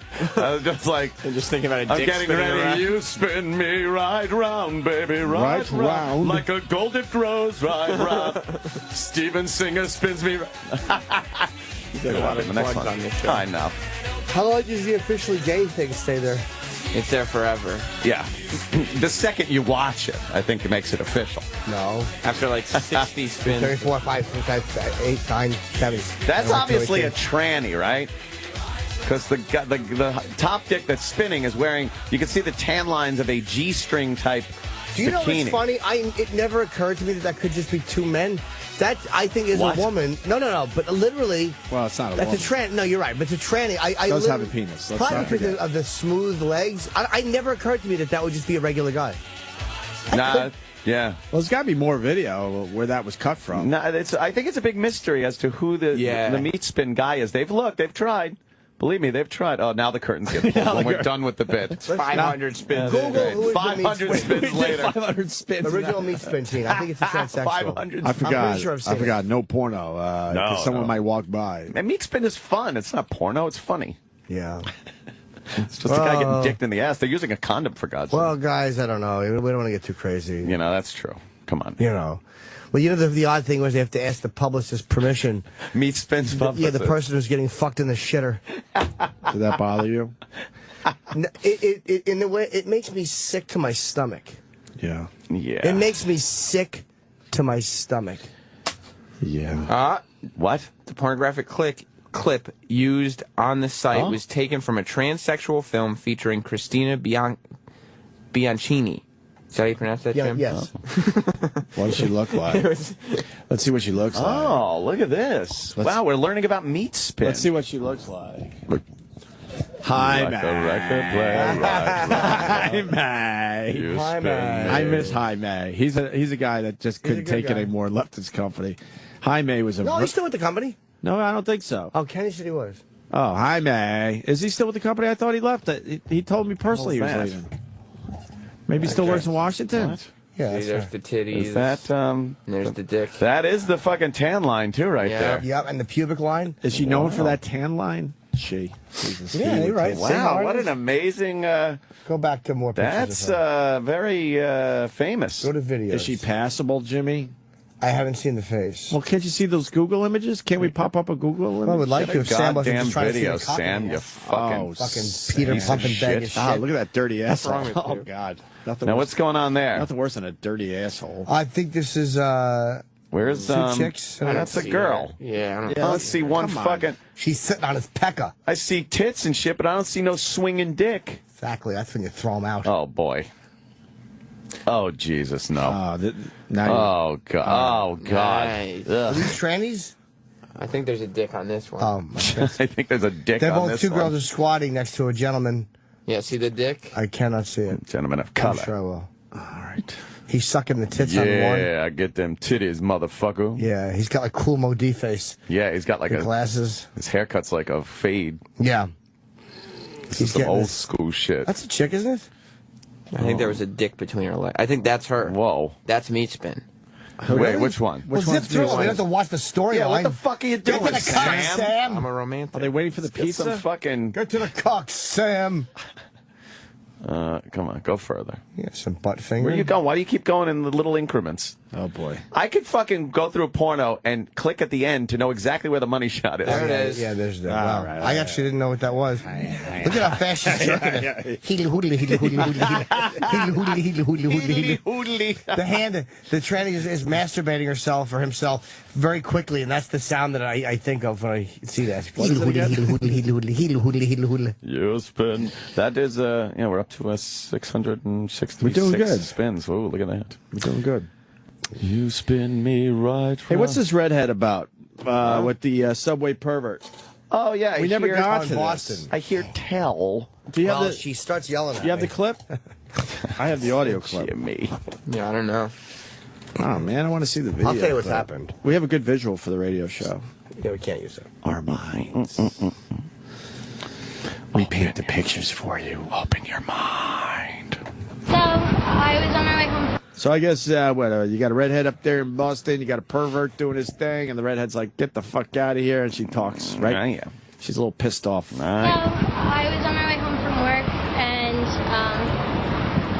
this guy was just being a real creeper, and he got on, I think, the stop after me, and I just noticed he was immediately staring at me, and just kept moving, like, closer, and I was just, like, listening to music and trying to just forget about the whole work day, and all of a sudden I looked up and there was this huge guy staring down at me being a creep, and then I looked down and he had exposed himself. So it took me a minute to realize exactly what happened, but what they did, he started saying, I'm sorry, and then I started screaming, and he started walking away, and once it was clear that nobody else was going to grab him for me, I was screaming and saying, like, exactly what happened, but so And nobody was helping you? Nobody did anything.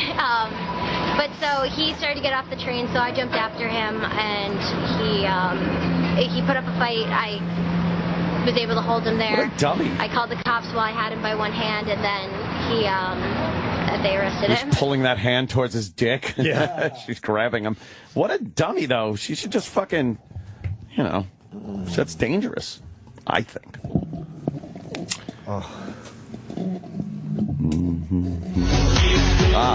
Right round, baby, right round. The spins open to see how many we can get.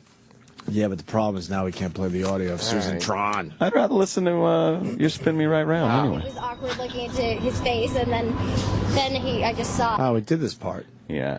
What audio were you? Regular press conference there, isn't she? Is she good looking? Can't tell because you got the shades on.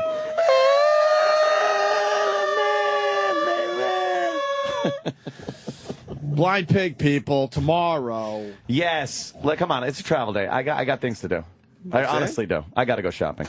You got to go shopping. We can buy some pants and some shirts. What do you...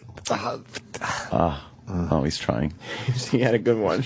Here's a good premise. What do you got? No pants on? That doesn't work. No. Bad. Set up, Sam. What's that? I am Hans. Hans Chipperson? Yes, I am Hans Chipperson. Oh, look, there's a bunch of Jews. Boo. Oh, God. Jesus. I don't like the Jews because I'm Hans. Oh, God. Jesus. What about the Dawson? We're not doing the Dawson. No, there's no Dawson. Tell the Dawson to go fuck himself. No, you're going to talk to the Dawson? Yeah. Why? Why? Why do you need to talk to the Dawson? You got a big show to prep for. Oh, I know. You can get your shit together. Let Sam get do all it. nice. Sam could do it. Sam can do anything. I can handle it. Which one was he, by the way? Dawson. Joshua. Dawson. What does he look like? He looks like Dawson. I didn't watch Dawson. Looks like James Vanderbeek. Yeah, you looks don't know just James like Vanderbeek? James Vanderbeek. I watched Gary Marshall shit. He was like the shit for. Oh, that guy. He's a handsome dude. Oh, he's kind of famous, I think. Yes. Very famous. He's famous? Yes. Extraordinarily famous. What is he famous for? Dawson. Oh. Dawson. But besides that. And he was in Rules of Attraction. My friend played The Creek. No, he didn't. No, I don't think he did. And now he's in The Bee in 23. I hear that's a good show. Oh, the It's got a lot of buzz. The Bee in 23. We don't want to talk to him. You don't have. I'll talk to him. Where's Roland? He was in Varsity Blues. Varsity Blues. I have a little more time to Blues. get my stuff done. We wanted to have Bobo come in a whipped cream bikini for him. And Roland has been singing the Dawson's Creek theme song for the last 2 weeks incorrectly. Well, let's get Roland in to do the Dawson Creek fucking What was he song. saying? Where's Roland? Roland! Obviously, we're struggling here. Get Roland in here. Doesn't take a rocket scientist to figure out we're struggling right now. The limp. I want to hear the Dawson song. Is he coming? He's coming. Here he is. Yeah. Hi, Rollins. Don't you worry. Somebody will be talking to this Dawson. Yep. Dawson I already told him Sam is, and we're all good. Is he here Are yet? you mad at me? No. Why the look? What look? Is he here yet? Why the look? Why the look? We doing Springsteen next week? No, not anymore. Why? Are you kidding? I'm just kidding. Oh, God. Is he here? No, but I talked to the Got me on that one. Where's James Vanderberg? Hold on, fuck that. I want to know about my Springsteen thing. no, I told the publicist Sam's going to interview him. He goes, cool. All right. So we're good. But what about the Springsteen thing next week? I'm good. We're doing VIP? Mm-hmm. Will we meet Bruce? I hope so, but we're on the floor. There's no seats, though. That's the good section. You're in the pit. Yeah. We're in the pit. Me and you. Mm-hmm. Well, I got the Are you invite. going? No, because I'm doing Leno. How about me and you go? I'm doing Leno. Or I would. Because I talked to, when we traded messages with his guy and me. Is this guy a fan of the show or something? Yeah. He's hooking us up? Yeah, he's a really cool dude. I've never seen... Oh, that's not true. Saw Springsteen once. Is the pit too crazy, though? Not the pit, yes, but this is like the you have the VIP Springsteen pit. Yeah. Look, it's not going to be that crazy. No. Don't make it sound like look out. Oh no, because people die. the pit behind that you're kind of pushed against. This is you have room, you can walk around. Can I? It's not called the pit. It's called like the floor. The pit is the fucking like when you go fucking see a band that's. Oh, boy, he's hissing at me. Do I got 2 tickets? Yeah.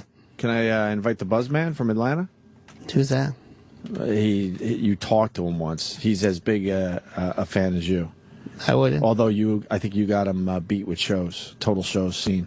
I saw one Springsteen show. It was one of those special shows at the Felt Forum, I think, where he just did Nebraska or something. You probably have a better shot at meeting him if it's only 2 of you.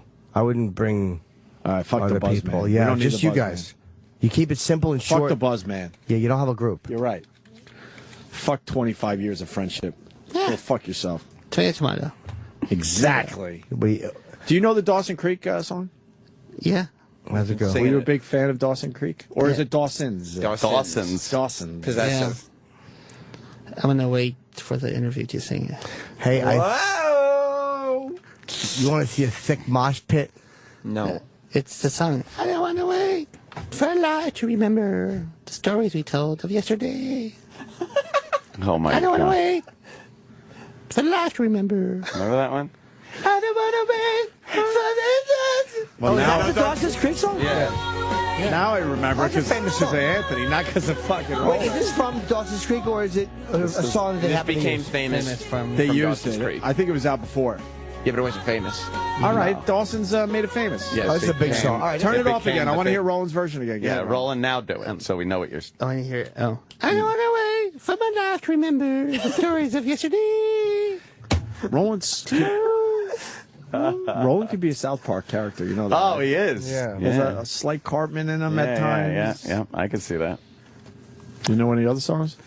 I don't know. Bruce. No, we know you don't really know Bruce songs. Bruce. Give us something besides Bruce. Yeah. The Golden Girls theme.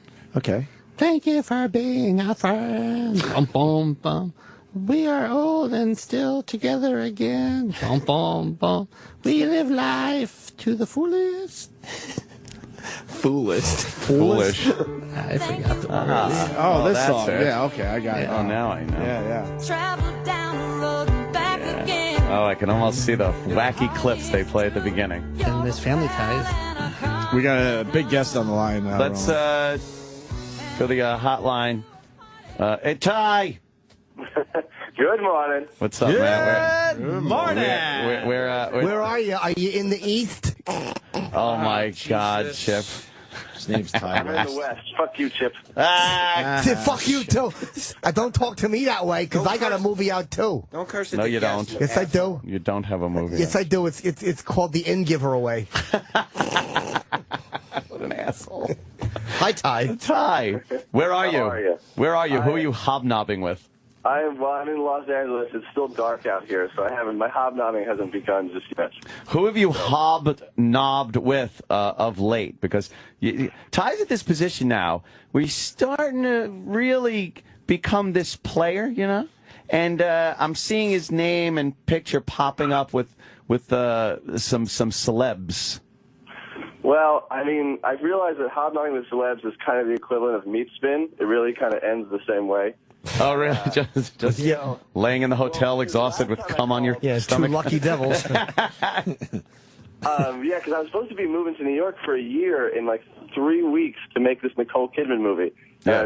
I just sort of had the rug pulled out from underneath me on that one, and we're going to do it later. Is the quote what I heard. So, that's what happens when you hobnob with celebrities. So you get fucked. Oh man, what's this later shit?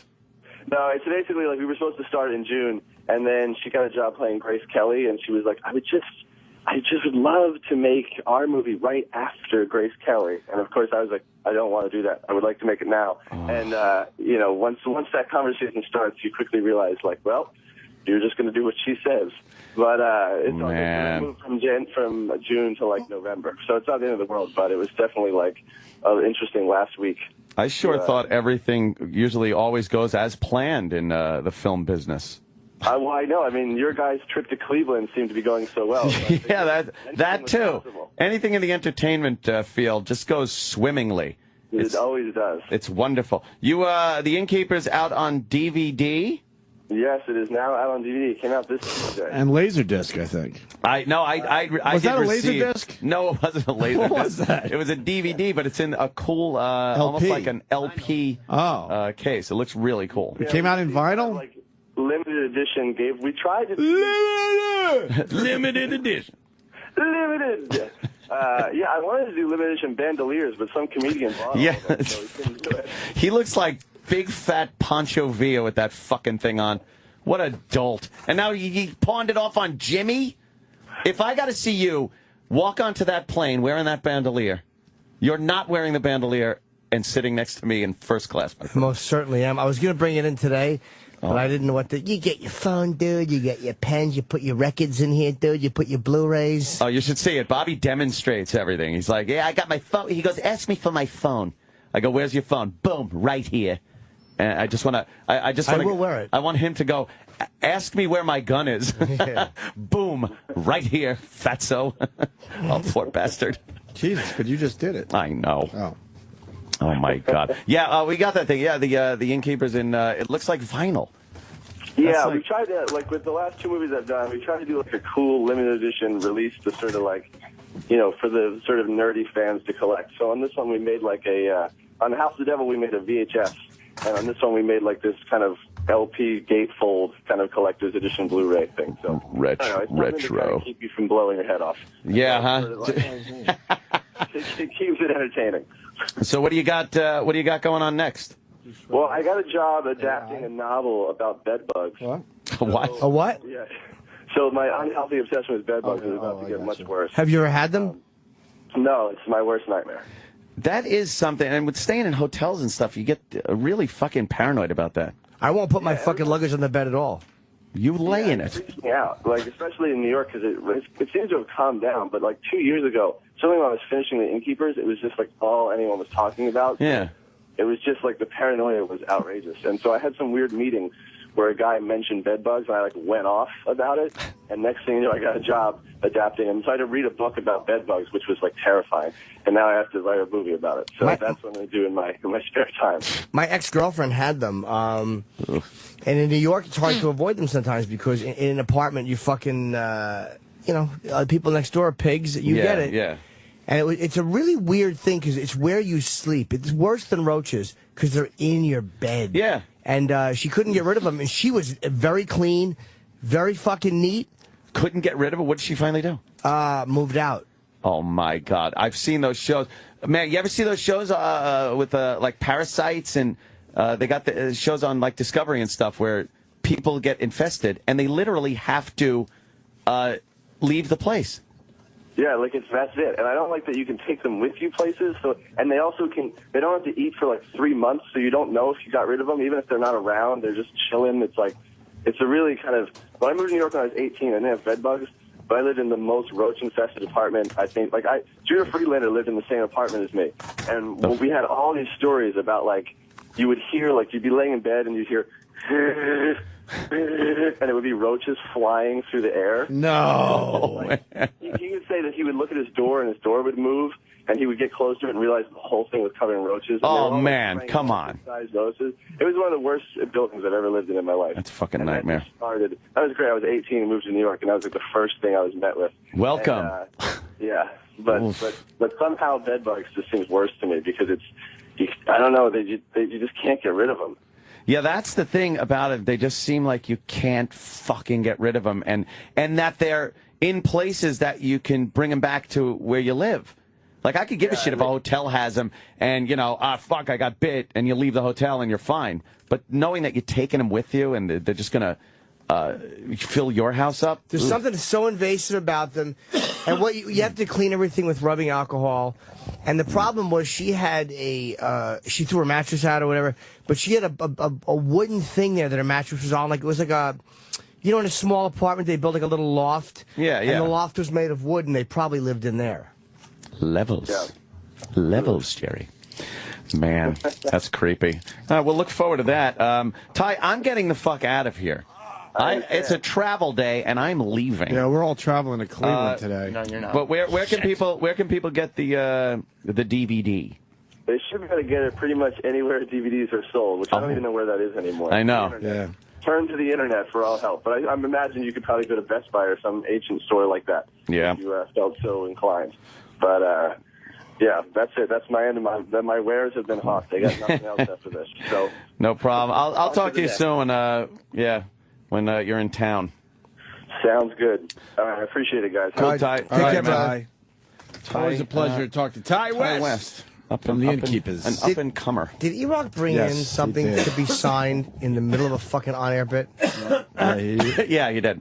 What do you do? He didn't think it was important. He really thought it was just a who gives a fuck phone. E-Rock just... I get things signed. You brought that in the middle of a fucking on-air segment for autograph? What were we signing? Just something for E-Rock's house.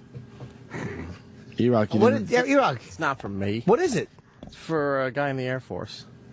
All right. Well, why would you bring that in the middle of the show? I didn't think you were taking this thing seriously. I'm like, well, they're going to pack up and get ready. It's a fucking radio show. Taking this thing You're seriously? blowing off 2 interviews, so I didn't think you would No, we were in the middle of one of them. Yeah. We were in the middle of one of them. It might have sounded like we were blowing it off, but we were actually talking to Ty West. Oh, my God. Holy shit. I didn't think you were taking this thing seriously. Oh, you mean our careers? Well, the radio show? He's kind of right, but we don't want others to know that. I know. He shouldn't pick up on it. Yeah. Well, you're allowed to not take it. You could take it whichever way you want, but once the staff around you starts falling apart, Thank you, Sam. What do you have? Do what we say, not what we do. But just travel day. Gotta I was get like, out of is here. he really? He's bringing that walking in with a around. pen? He's asking questions. He's shoving pens in people's faces. Kenny? Yes, Kenny. JH, I have your boarding pass. Ooh. See, I'm leaving. Yeah. Mañana. That means tomorrow in Rolando. No. Rolando. I'm leaving today. My God, I can't believe you fucking... I couldn't believe it either. I was like, what the fuck is he doing? What's he doing? We're in the middle of it. Who's that for? A guy in the Air Force. Yeah. God bless him. Well, he's working hard for our country. Yeah. But he can wait 5 minutes. Yeah. How come you didn't just ask him right after the show? Because I thought they were packing up to get ready to go. I didn't think they Why were weren't you seriously listening doing to the this. show knowing that there was a guy on the phone? I know he was on the phone, but I don't think you were going to take the call. Had he And who not was at called your in. station while you were in here? But he was on the phone. We were talking to him. Eric was writing Simpsons fan fiction. Simpsons He fan doesn't always pay Oh, attention. he does that, though. Oh, we all know. He loves fan fiction. He's good at it. He's good at fan fiction stuff. I don't care. Ponderous. Just don't care. Bed bugs originated from Mexico. Did we know this? I don't know. We assumed. I think them Europeans. Way to go, Roland. Hola, we're dirty. Oh, God. What are you guys most Probably excited food about for poisoning came from Cleveland? Mexico, too. Well, listening to the shit show yesterday, the getting fucked up of E-Rock. That sounds like it's going to be fun, Sounds like right? the big thing, the big mission is to take E-Rock out and get him fucked up. Oh, that'll be easy. We were all trying to have fun Imagine if with you had it. a couple of nights of that. But, oh, that's right. The hotels were so expensive. Oh, right. Yeah, that wouldn't be good for the radio show. But they're not even bringing them in Monday. tonight. Monday. They're flying them in tomorrow morning. Because you wouldn't want to have a couple of nights of grabbing audio. Getting E-Rock all That's liquored up. what happens when you get a lot of people who... You get me fucked up, yes. E-Rock made me smile legit yesterday. Did he candidate his resignation? I knew that was a good setup for somebody. He texted me some Cleveland memories because it's been a while. Do you guys remember? I don't know who went to this dinner. I don't know if Ant was there. I don't think he was. The $900 sushi dinner that XM paid for, by the way. Oh, yeah? Who was at the $900 sushi dinner, Iraq? Kenny was. Present. I was there. You were there. Steve was there. Yes. And then a bunch of promotions people from XM at the time. Bunch of XM people. We didn't eat all the sushi, so then we were pretty fucked up because they had martinis there as well. Martini Steve, hence. And we were out on the street, and we were laying the sushi down on the sidewalk and having homeless people eat it. No. You were trying to sell the sushi to the homeless at a discounted price. Yeah, but they ate it. We ended up giving it to them anyway. Sounds nice. And then there might have been another thing, but I don't know. What was the other thing? What was it? I don't know. If E-Rock wants to say, I'm not going to say. Was it the thing you told me? I told What everyone. did he tell you? It was one of the most awkward moments in my entire Yeah, life. because everyone just on the street turned around and goes, "What the fuck just happened?" Well, what did they say that? What happened? There was an interview going on, and you walked in with a fucking swag. Can I have your autograph? Oh, it's been many years, and Somebody enjoyed the sushi dinner a little too much. and started crying. Yeah. And Uncontrollably. I might have been. You might have been almost knocked over, too. This is going to shock a lot of people, but I might have been comforting a very large man as he's crying. I don't even know what you're talking about. I actually was holding another man. Okay, I'm getting a little yes over here. Starting to put some pieces together. I was actually holding. Was it Kenny? Yes. And I might have had to talk to someone that he was talking to on the phone, and this person might have said to me, "He's your responsibility now." Oh, Steve. He had too many drinks. El Drunquito. Oh, my God. And me and Steve. Yes, I'm crying. I felt kind of bad for the kid at the time. He was blubbering, and he was twice the size of me at the time, and I'm trying to hold him at the time and comfort him, and his wife's yelling at me. His ex-wife. Why was his ex yelling at you? I don't know what's going on. I really don't. I don't know what's going on. They're having something. Oh, wait a minute. Kenny's smiling like a fucking Cheshire cat. Should I tell the backstory? Of course, you know the backstory? Of course, the busybody wants to tell the who instigated backstory. it? You did? No, I was did. Yeah. How did I instigate Oh, it? the rat and the shit stirrer wants to share a story. Wow. How do I instigate and comfort at the same time? That's impossible. I was brand new to the organization. Oh shit. And Steve was having a few beverages. What happened? Why is everyone running out of the studio? Hopefully they're quitting. Why does the guest you were going to leave before he got here is going to be here very soon. We're trying to Is stall he you. here now? We're going to walk him in here. I mean, he's scheduled for No, I'm 2 not minutes. talking to some dumb Dawson's Creek guy. I'll He's talk not to a him. dumb Dawson's Just walk Creek out guy. while he's here. I absolutely will. Bring him in. I'll talk to him. We're going to talk to him. Is he So here anyway, now? He's on. He's no. on. Yeah, don't worry. Kenny was just telling a story. Go ahead, Kenny. You were telling Steve how I can beat him up and kill him. Oh, and they actually. Why? They might have like that. They might have sparred. And then it was I like, forgot. I was sparred? I was trying to get Kenny and Steve to fight. yeah, and then For it my was, enjoyment, I forgot about this. it was the anniversary of of a relative's death. All right. And then Steve just fell apart. And then, you know, you Then I felt horrible. you beat him and hurt him and kicked him down the stairs, and then you had to hug him and love him. I didn't know the other thing. Because then I think he was. He pointed to the tattoo of that person on his arm. That's horrible shit. Oh, man. I really didn't know that part of it. This is going to be a fun trip. Yeah, I got to go. A lot of, get packed. yeah, there's going to be a lot of Of course, hijinks. we were talking about getting E-Rock all fucked up on booze and everything, and Troy had to be Mr. Take It to the Next Level guy and talk about getting him on coke. Like, what are you talking about, dude? I would love to see Eric ruin his life in Cleveland. Just start taking. Well, I told him he should bring his perks. His Percocets. Oh, you the know. Percocets. Yeah. Well, yeah, we all need some drugs. What about the donuts? Oh, and then Roland. You guys are crazy. We said, Eric, if we get you really fucked up, would you eat a donut off Roland's dick? And then Roland said, fuck it, if I get fucked up, Roland said that he would eat a donut off Eric's dick. Roland just wants an excuse to eat a donut. To eat a donut. Yes. Oh, I thought you were going to say eat a dick. No, he doesn't need an You went excuse the for other that. way. Or a dick. You went the other way with that. Yeah. I got to go. I got to get packed. Next time, You're good. You next got all time you hear day. this voice live, it'll be live from Cleveland at the Blind Pig. Everyone. You got all day. Afternoon drive tomorrow, 3 to 7. Where are you going? I don't want to talk to Dawson's Creek. Why? Just I could talk to the Dawson for a little. Yeah, I'll help you. Yeah. You're going Dawson? Yeah, I'm going to hang. Everybody's turning on you. You got to as stay well. now. Wait, what does that mean, though? It's just What? talking to the Why Dawson. did you decide to fucking turn? Because it's like 15 minutes. Plus, the Dawson has a very good sense of humor. He's self-deprecating. He's made internet memes about himself. Dawson's late, Sam. Yeah, I got to go. I really do have to go. You don't have to go. You guys in Cleveland. You can hang for 14 minutes. No, I can't. Oh. I have nothing. I have nothing to talk to a Dawson's guy about. The Dawson. Yeah, talk about being the Dawson. Talk about the Dawson. Hey, you're the Dawson. I think that's his name. He's the Dawson. That's Jimmy. What are they whispering about? Okay. Oh, I gotta get my pad. Yep. They're just whispering, so I'm talking at normal volume. I got an itch that I had to scratch. I'll There we get that go. for you. No, it was below my belt line, so I had to take it. I had to take the itch. I'll take a cab. Oh shit. The Dawson's on this Kenny's way. leaving. Kenny's leaving. Well, Kenny usually takes us both home. But Kenny will travel to take a cab. Oh, because you're waiting for the Dawson? Yeah. Yeah. Hope he had a place to go. The Dawson from the creek. That's where he's from. That's the one. I remember Katie Holmes used to climb up the ladder and jump in I his never saw window. this. I honestly, God, never saw the show. Did they used to call her Katie the Wad Holmes? That's right. I remember something about the Wad. It was something like that, maybe. I want to pee real quick, but I don't want to go off the air. Is he here?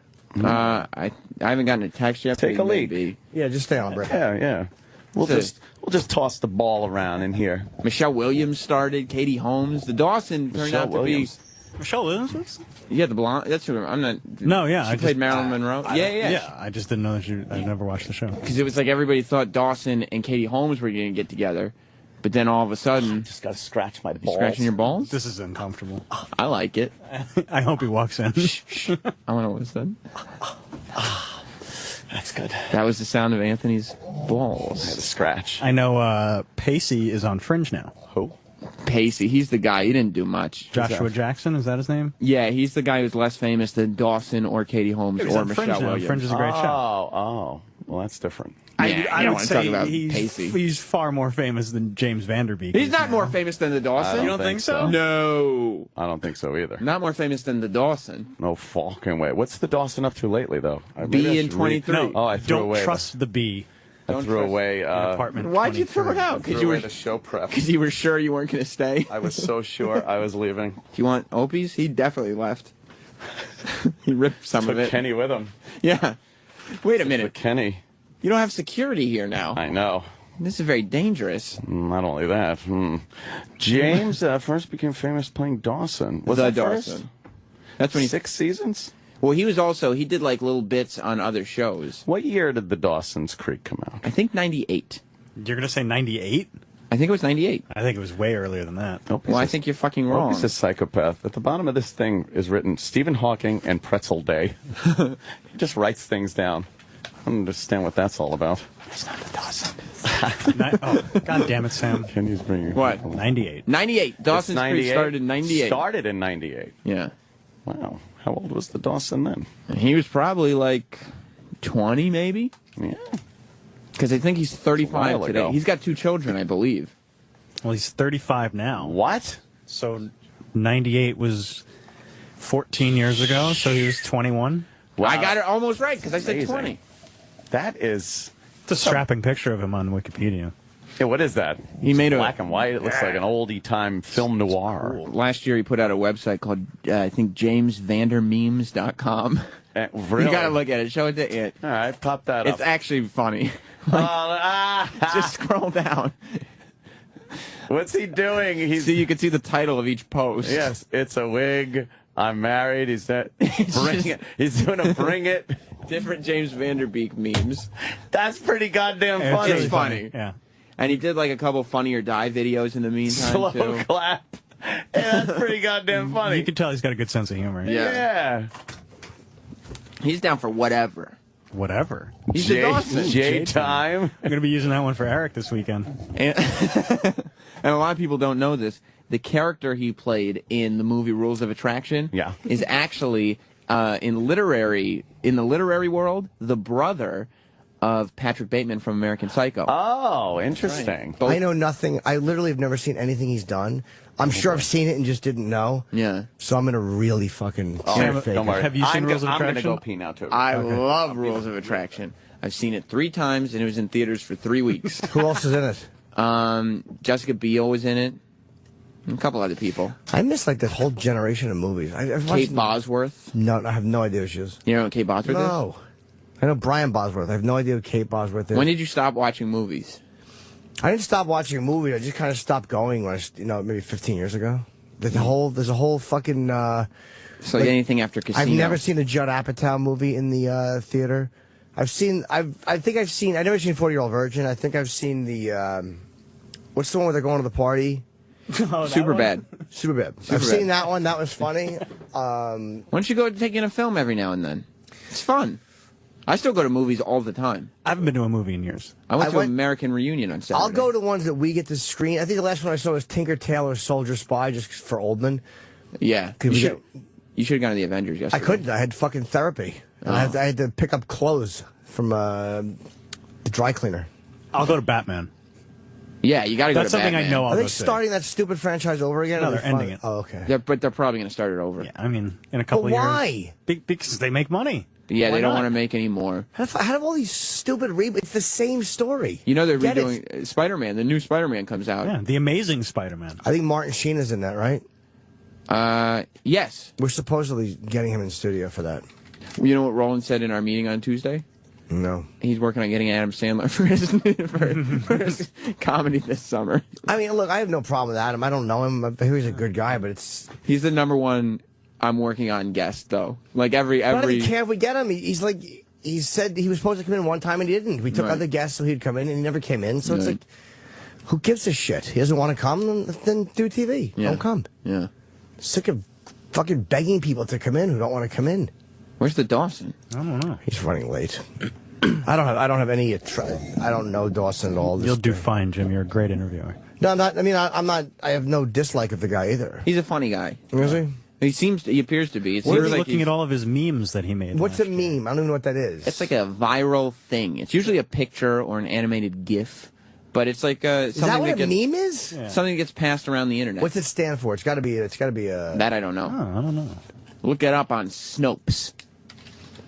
And what are they? Just funny things? Yeah, they're just little cute things that you pass around the internet. They're funny, or I guess they're not all cute. Some of them are horrific, but it's just things that get, passed around. You didn't miss the Dawson. He's not here yet. Where's the Dawson? He's not here yet. Not here. Where's Dawson? Did you take care of your itch? Yeah, I took care of that. What'd your bag itch? No, it was a wild hair that was being pulled. Sometimes, see, a wild hair will get in the crease of your undies and pull. I wouldn't know. Why? Because I fucking shave everything. Well, I've been very close groomed, but I don't like shaving everything off, Jimmy. It's a little weird looking. Close groomed like the pubic style in Meat Spin. Just like Meat Spin. That's you. I have a little patch up top, and I have the same tan lines. Wow. I had fucking pubic hair on my upper thighs, and I thought it was just leg hair. And my ex would scream at me. She's like, "Shave your fucking side pubes." Like, she was real dykey. She said it, and I'm like, "That's leg hair." She's like, "It's not leg hair. It's your fucking pubes." Yeah. And it really was. So now I'm humiliated. See, you are generally a hairless guy. Yeah. So you can shave that off and not have anything else, with hair on it. You don't have hairy legs or anything, do you? I have good legs, and they have a little bit of hair. The best part about being hairless is that when I'm getting a massage and they're rubbing my ass, I know that because there's no hair, I got a shot at a finger slipping in. Oh, okay. It's not going to gross a masseuse out to possibly play with my asshole. Now, do you have any hair that goes down from your belly button down? See, none. See, here's and is it because you shave it off or it's just not there? See, you can shave then totally because there's no border where you have to stop shaving. Yeah. You know what I mean? If I shaved completely, it would be like, oh, look, his dick and balls and area right around it are completely shaved. But then he's like, his legs are kind of, I'm not a hairy guy, but it's, your standard, some hair. There's some hair on my belly kind of a thing, a little bit. So I'd have to shave my entire body. But I have no fucking, having no hair, I also have no tone. And it's like Will Sylvans told me last night that I have a body like a teabag, and he's right. I have a body like a teabag, And he's right. Look at it! Look at it! Yeah, a body like a tea bag. That's not not having hair it's is not not- flattering. That's not a No. compliment, by the way. It's not necessarily an advantage. No. Where's James Vanderbeek? He's checking in right now. Is he? Okay. There's traffic because the NFL draft is across the street. Okay. Where's he coming from? I don't know. I think Kelly. Oh, okay. Or GMA, one of those morning shows. How many Twitter followers does he have? A lot. What's he promoting? He's promoting the Bee in 23. What is that? It's a new sitcom on ABC. Is the Bee supposed to be bitch? Yeah. Yes, it is. But they can't say bitch. Vander James has 140,000 followers. Vander James. That's his name on Twitter. Yeah. That's a lot. I mean, That's a lot. It's a lot. 140? 140,000? It's 110,000 more than me. Yeah. It's not really. I mean on the celebrity. Yeah, he should has have. a lot More Rihanna. than John Cusack. That's true. That really is how we judge fame now. It How many really Twitter- is. And then you hear about somebody you've never heard of. You're like, that piece of shit has 350,000. Who the fuck is he? Yeah. Then all of a sudden you feel like he's better than He's you, better. Or higher up on the. Because it's a direct Wow, way that's to. fucked up. It's a direct way to see fans. How many fans somebody has? How it kind of determines how interesting you are. No. Because why would people follow you if you weren't interesting? It's Who has starting the to most, take Bieber? more. Yeah, I think Gaga might have the most. Yeah, I think Gaga has more. What does she have? 18 or 19? No, she hit 20 million. Wow. And I think she. It's starting to matter on like resumes and stuff for certain. Oh, that's crazy. Certain companies. 23 million Gaga has. 20. And what does Bieber have? That's more than the Dawson. He's coming up for on sure. the elevator right now. 17. Rihanna has 17 million. Isn't that weird? Lady Gaga has fucking 7 million more people. Justin has 20 million. Ooh, almost, neck and neck. Almost 21. 20.9. That's crazy. He's thinking like, I just need to get 3 million more to beat Lady Gaga, and it's actually possible. And it's totally possible. Like percentage-wise, it's not that much. Like I just hit 180, and I'm thrilled. You should have seen me when I passed 30,000. You know what it is? The higher you go, the faster you get more. Like it depends on how your growth rate increases. I should be shot for saying that, but it does. Like Rogan now has got like 600,000, but he was around where we were. Well, maybe the Bee in 23 will quadruple the Dawson's Twitter followers. Do we call him the Dawson when he's in here? I don't know. I would think, right? Think so, right? No? One would assume yes. I can't get that many followers. How many? Because you don't. You actually use Twitter a lot. I'd say 92,000. Yeah, but your tweets are very polarizing. They certainly are. Yeah. So I really do alienate some of the crowd with my politically incendiary tweets. And you mean block a lot, right? Everybody's having fun that you're tweeting the fucking, fun unknown clan facts. Yeah, they are kind of incendiary and divisive. I like it. I'd rather have less followers and say what I damn well feel. Yeah. You know what? It is one of the advantages. Like when I was doing Red Eye all the time, and I was so annoyed that Fox wouldn't give me. I didn't want to be a Fox contributor because I say too many fucking horrible things, and they're not going to marry themselves to me publicly. Yeah, they can't. And I don't want to be. Because I don't want anybody fucking policing my Twitter going, Yeah. But, I forget what I was. That was the one thing is like, I like being able to say what I want without without being tied to anybody. Without caring. Like, I've never given a shit about how many followers I've had on Twitter. I really don't care. Mm-hmm. It's cool when I get, a bunch of people that are checking out my drivel, but that I don't care. I don't care about being verified. Everybody's like, get Anthony verified. I'm like, why do I don't really. I would really like to be verified. You're a verified asshole. Okay, well, that's some How about verification. that, Sam Roberts? I Young wanted Sam. to, just because people just know there are imposters on Twitter, so you want people to know. Because I don't want anybody saying anything fucking horrible as me. Right. And then they're like, is that you? So if you have your own account, everyone knows where it comes from. There's a reason, too. Yeah. Is that what you fear, Sam? You're using it, too, for promotion and things like that. Yeah. It's very important to you. For me, I just ramble drunk about fucking racism and racism. on Twitter. Every time I fucking look and I see your timeline is a bunch of Anthony Cumias, I'm like, oh fuck. Like which one of these is getting us fucking Yeah. No, I'm very careful about how I word things. Every time I wake up and I see I have like 200 new tweets, I know either Anthony's been up all night or Colin is doing Goodfellas stuff again. Yeah. You could directly graph how much I've been drinking based on my Twitter. It would look like a stock chart of one stock and then the S&P, and it kind of follows it. It's like, oh, yeah, okay. That's why when you start mass tweeting it like Saturday at 12:30 p.m., I'm like, okay, it's going to be a long day for it.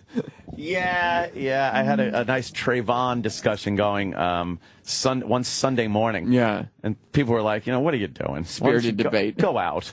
Go outside. Leave it alone. something. You're not connected to the case. Yeah. What do you? There's no way to get the point across because I've watched some of your debates back and forth, and you'll make a salient point, and just these fucking dummies are just reacting emotionally for anything. That's what it is. And it's like you're not going to win because just when you start to get fucking on a roll, you're at 138 characters. Yeah, that's just it. It's very hard to whittle down somebody's tweet because they want to get their point across, so they're using every letter. And then you hit retweet with comment, and you're already negative 30. Yeah. Like, what the fuck, man? You just got to tweet. You get retweet with comment, you have 3, so you're like BOO. Yeah. And fucking send. N-I. Well, I'm out of letters. Shit. Yeah, it's very it's challenging to kind of debate on Twitter. You do have to kind of choose your words and you eliminate apostrophes and punctuation and things like that. But I hate doing that. Like I hate weirdly worded things bother me, so I'll try to cut it down. Sometimes you have to do it. Yeah. But I hate, I sent one out yesterday about Gingrich dropping out. And for some reason, the flow of it just seemed to work better saying Newt Gingrich has stepped down instead of Gingrich stepped down. I don't know why, so I had to keep fucking rewording it and changing it and dropping and shit. It's so weird how much time you spend sometimes crafting a fucking tweet. Into 140 characters. Yeah. The Dawson's coming up the hallway I see the right now. Dawson. He tweets. He's a tall guy. Yeah, we covered that already. That's how we started this discussion. Yeah, but what if people are just tuning in? They'll assume it's weird. Sucks downstairs. Why? Oh, what did they do this time? Delayed. Mr. Vanderbeek, please come in, sir. Take a seat. We're right on the air because that's how we. Fantastic. That's how we do it. That's Did you have nice. trouble getting in here? What happened? Was security being assholes again? They're the worst They down weren't there. being helpful. I can tell you that. Would they say you weren't on the list? I don't know, man. He was guarding something down there. Yeah, there's nothing going on here that they really need this tight security. And it's James Vanderbeek, for God's sake. Think of how huge the story would be if you turned out to be a terrorist. James Vanderbeek smuggled a bomb into the Sirius XM satellite building. It ain't going to happen. Leave him alone. I'm here every day, though. My name is on the computer. And which shouldn't be. Well, yeah, exactly. Well, no, it's the Megan's Law file thing. But they, if I forget my ID, it's a fucking nightmare. Yeah. It's a nightmare getting and in you here. work here. Well, James Vanderbeek, glad you could make it through our tight security down there. Holy They let me through. I got in. Yeah. So, wow, that's, it takes a real man to wear that sweater. I'm not bashing it. Do I say thank you? Or? That's a compliment because it's a nice, fashionable sweater, but a lot of guys wouldn't wear it. Like, you can wear it. Okay. Yeah. Well, I know you have no answer for that, and I didn't expect one. Well, That's a very controversial thing to say to our guests. Can you curse on this show? We hope you would, yeah. Okay, yeah, I wasn't sure whether to say thank you or fuck you. Yeah, well, I usually get fuck you here, but I'll stick with what works with everyone else. James Vanderbeek really smells good too, but I don't want to say that. Do I? Yeah, because it sounds there's no way to but when he's telling the guy they smell good, it just doesn't come off right. We like your sweater. We like your yeah, fragrances. This really is like the fucking Martha Stewart channel. Yeah, right. Nobody's complimented my shoes yet. I know. I'm a little pissed off. We'll take a look when you when you get up. What is it? How they spin around. They just explained to me what how do you say it? A meme or meme? A meme yeah. is. What is that short for something? Because none of us know. I have no idea. Or is a meme just a thing? I have no. It's called a meme. It's called a GIF. It's called a. I don't know. Yeah. Is a GIF a moving picture like that? Type of like file, yeah. Animated GIF. But a quick one. Yeah. How long? Only a few seconds. And what are most of yours? Because they said that yours are all of them. His are great. They're like you could pop them into your text or something you're doing, and it really represents like you took a lot of time to do this, I guess. For all our chat room, all your chat room needs. All your chat room needs. It's like there's Vanderbeek like doing a body wave. They're hilarious. You know what's funny? Deal with it. I like deal with it. That must get used. Yeah. Spit take. These are so obnoxious. If you're in a chat room and shit, these would be great. You can put these in chat rooms? Yeah. How? It can be your instead of your picture, you can have one of these. Yeah, you just grab the URL and people use them on message boards all the time. Yeah, I've seen those. I had no idea how they did it. Call me. What? Like, whose idea was this?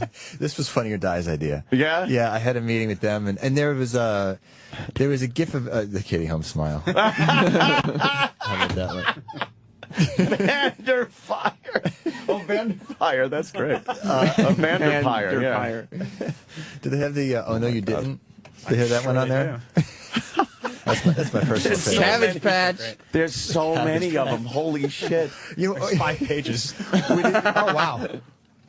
Did people actually use these? That was a good one. Oh, I'm sure these are getting used like crazy. Oh, that's High five. funny. Yeah, that's a good one, man. There was one of me crying that had gotten popular, and people were using it to mock the sadness of others in internet chat rooms. Oh, yeah. When somebody's all like, there you go. Yeah. Balling. In fact, if I guess on HuffPost, if you go to a page that's not there anymore, that crying face comes up.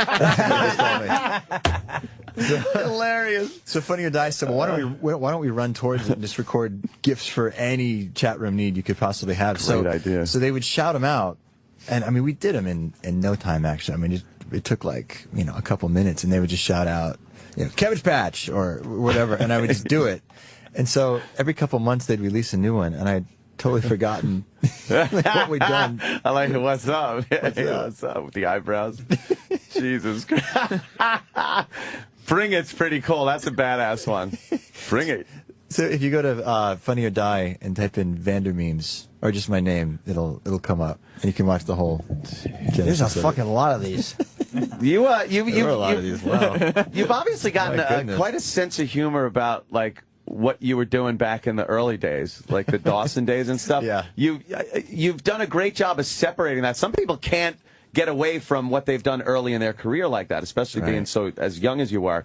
And Bring It. Does it help having a good sense of humor about stuff like that? Oh, you have to. You absolutely have to. Yeah, I mean, as soon as you're lucky enough to have some success, I think there's a tendency to feel like you got to protect whatever it is you got. Yeah. And then after a while, I think I got over that and just said, let's have fun. Just Yeah. with it.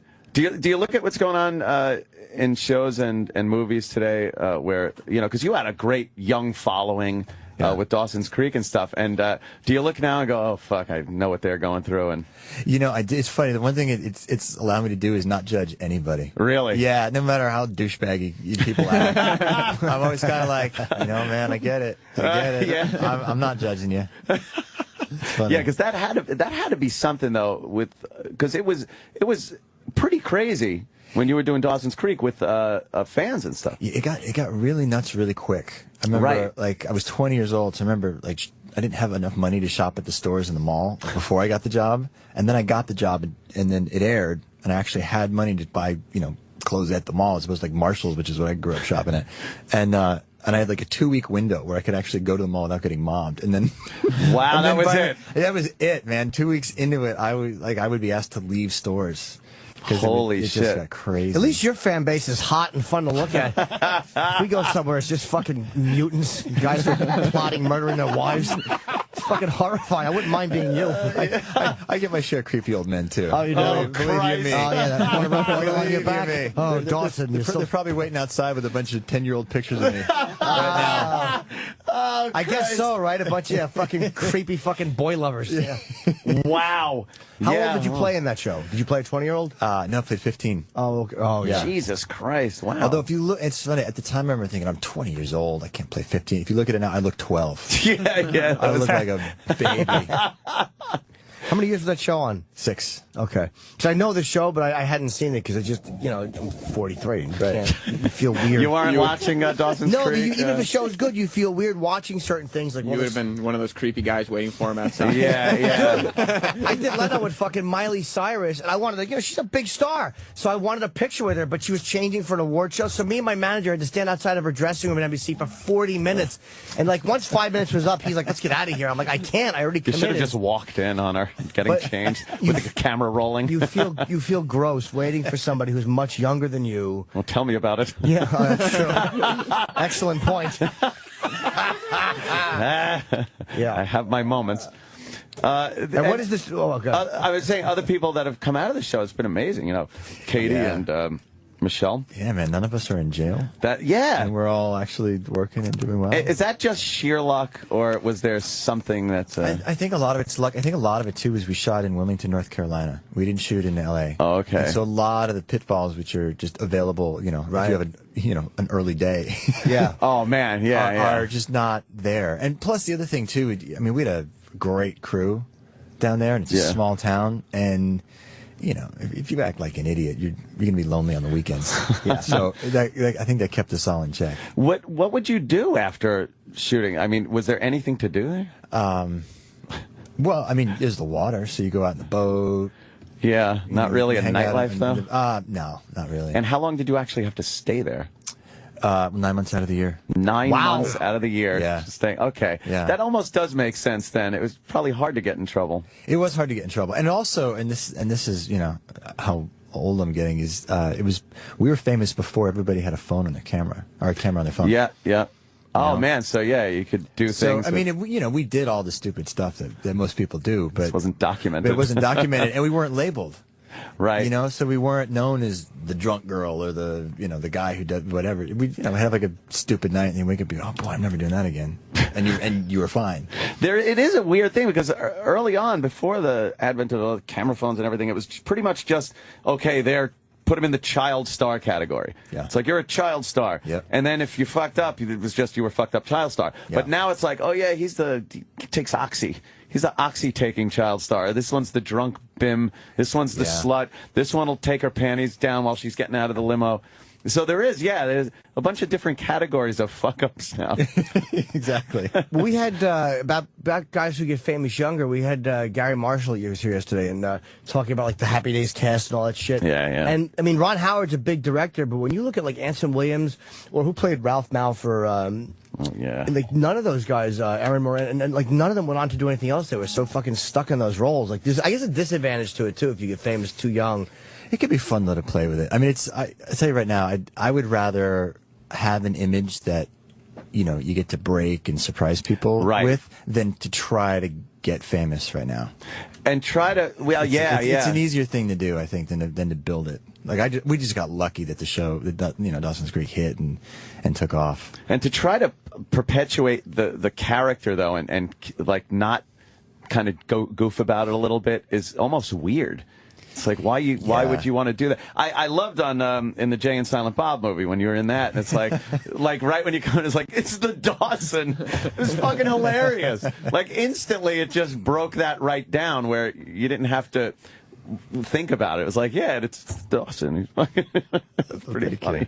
And why you said there'd be no reunion and you won't do Dancing with the Stars?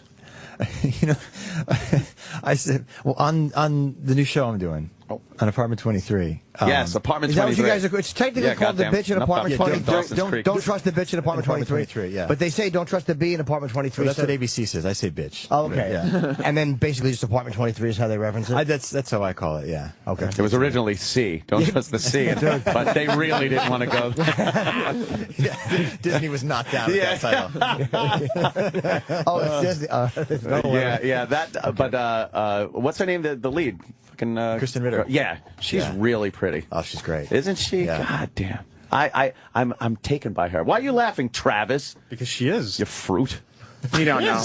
Or maybe because you're turning 57 and you said she's really pretty. That's how I talk. And I'm not 57. Shut up.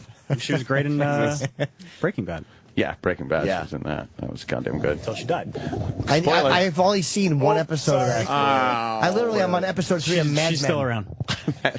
Yeah, I'm not fucking caught up on any of these shows. So who do you play in the series? I play an actor named James Vanderbeek. Oh, well, that's interesting. Yeah.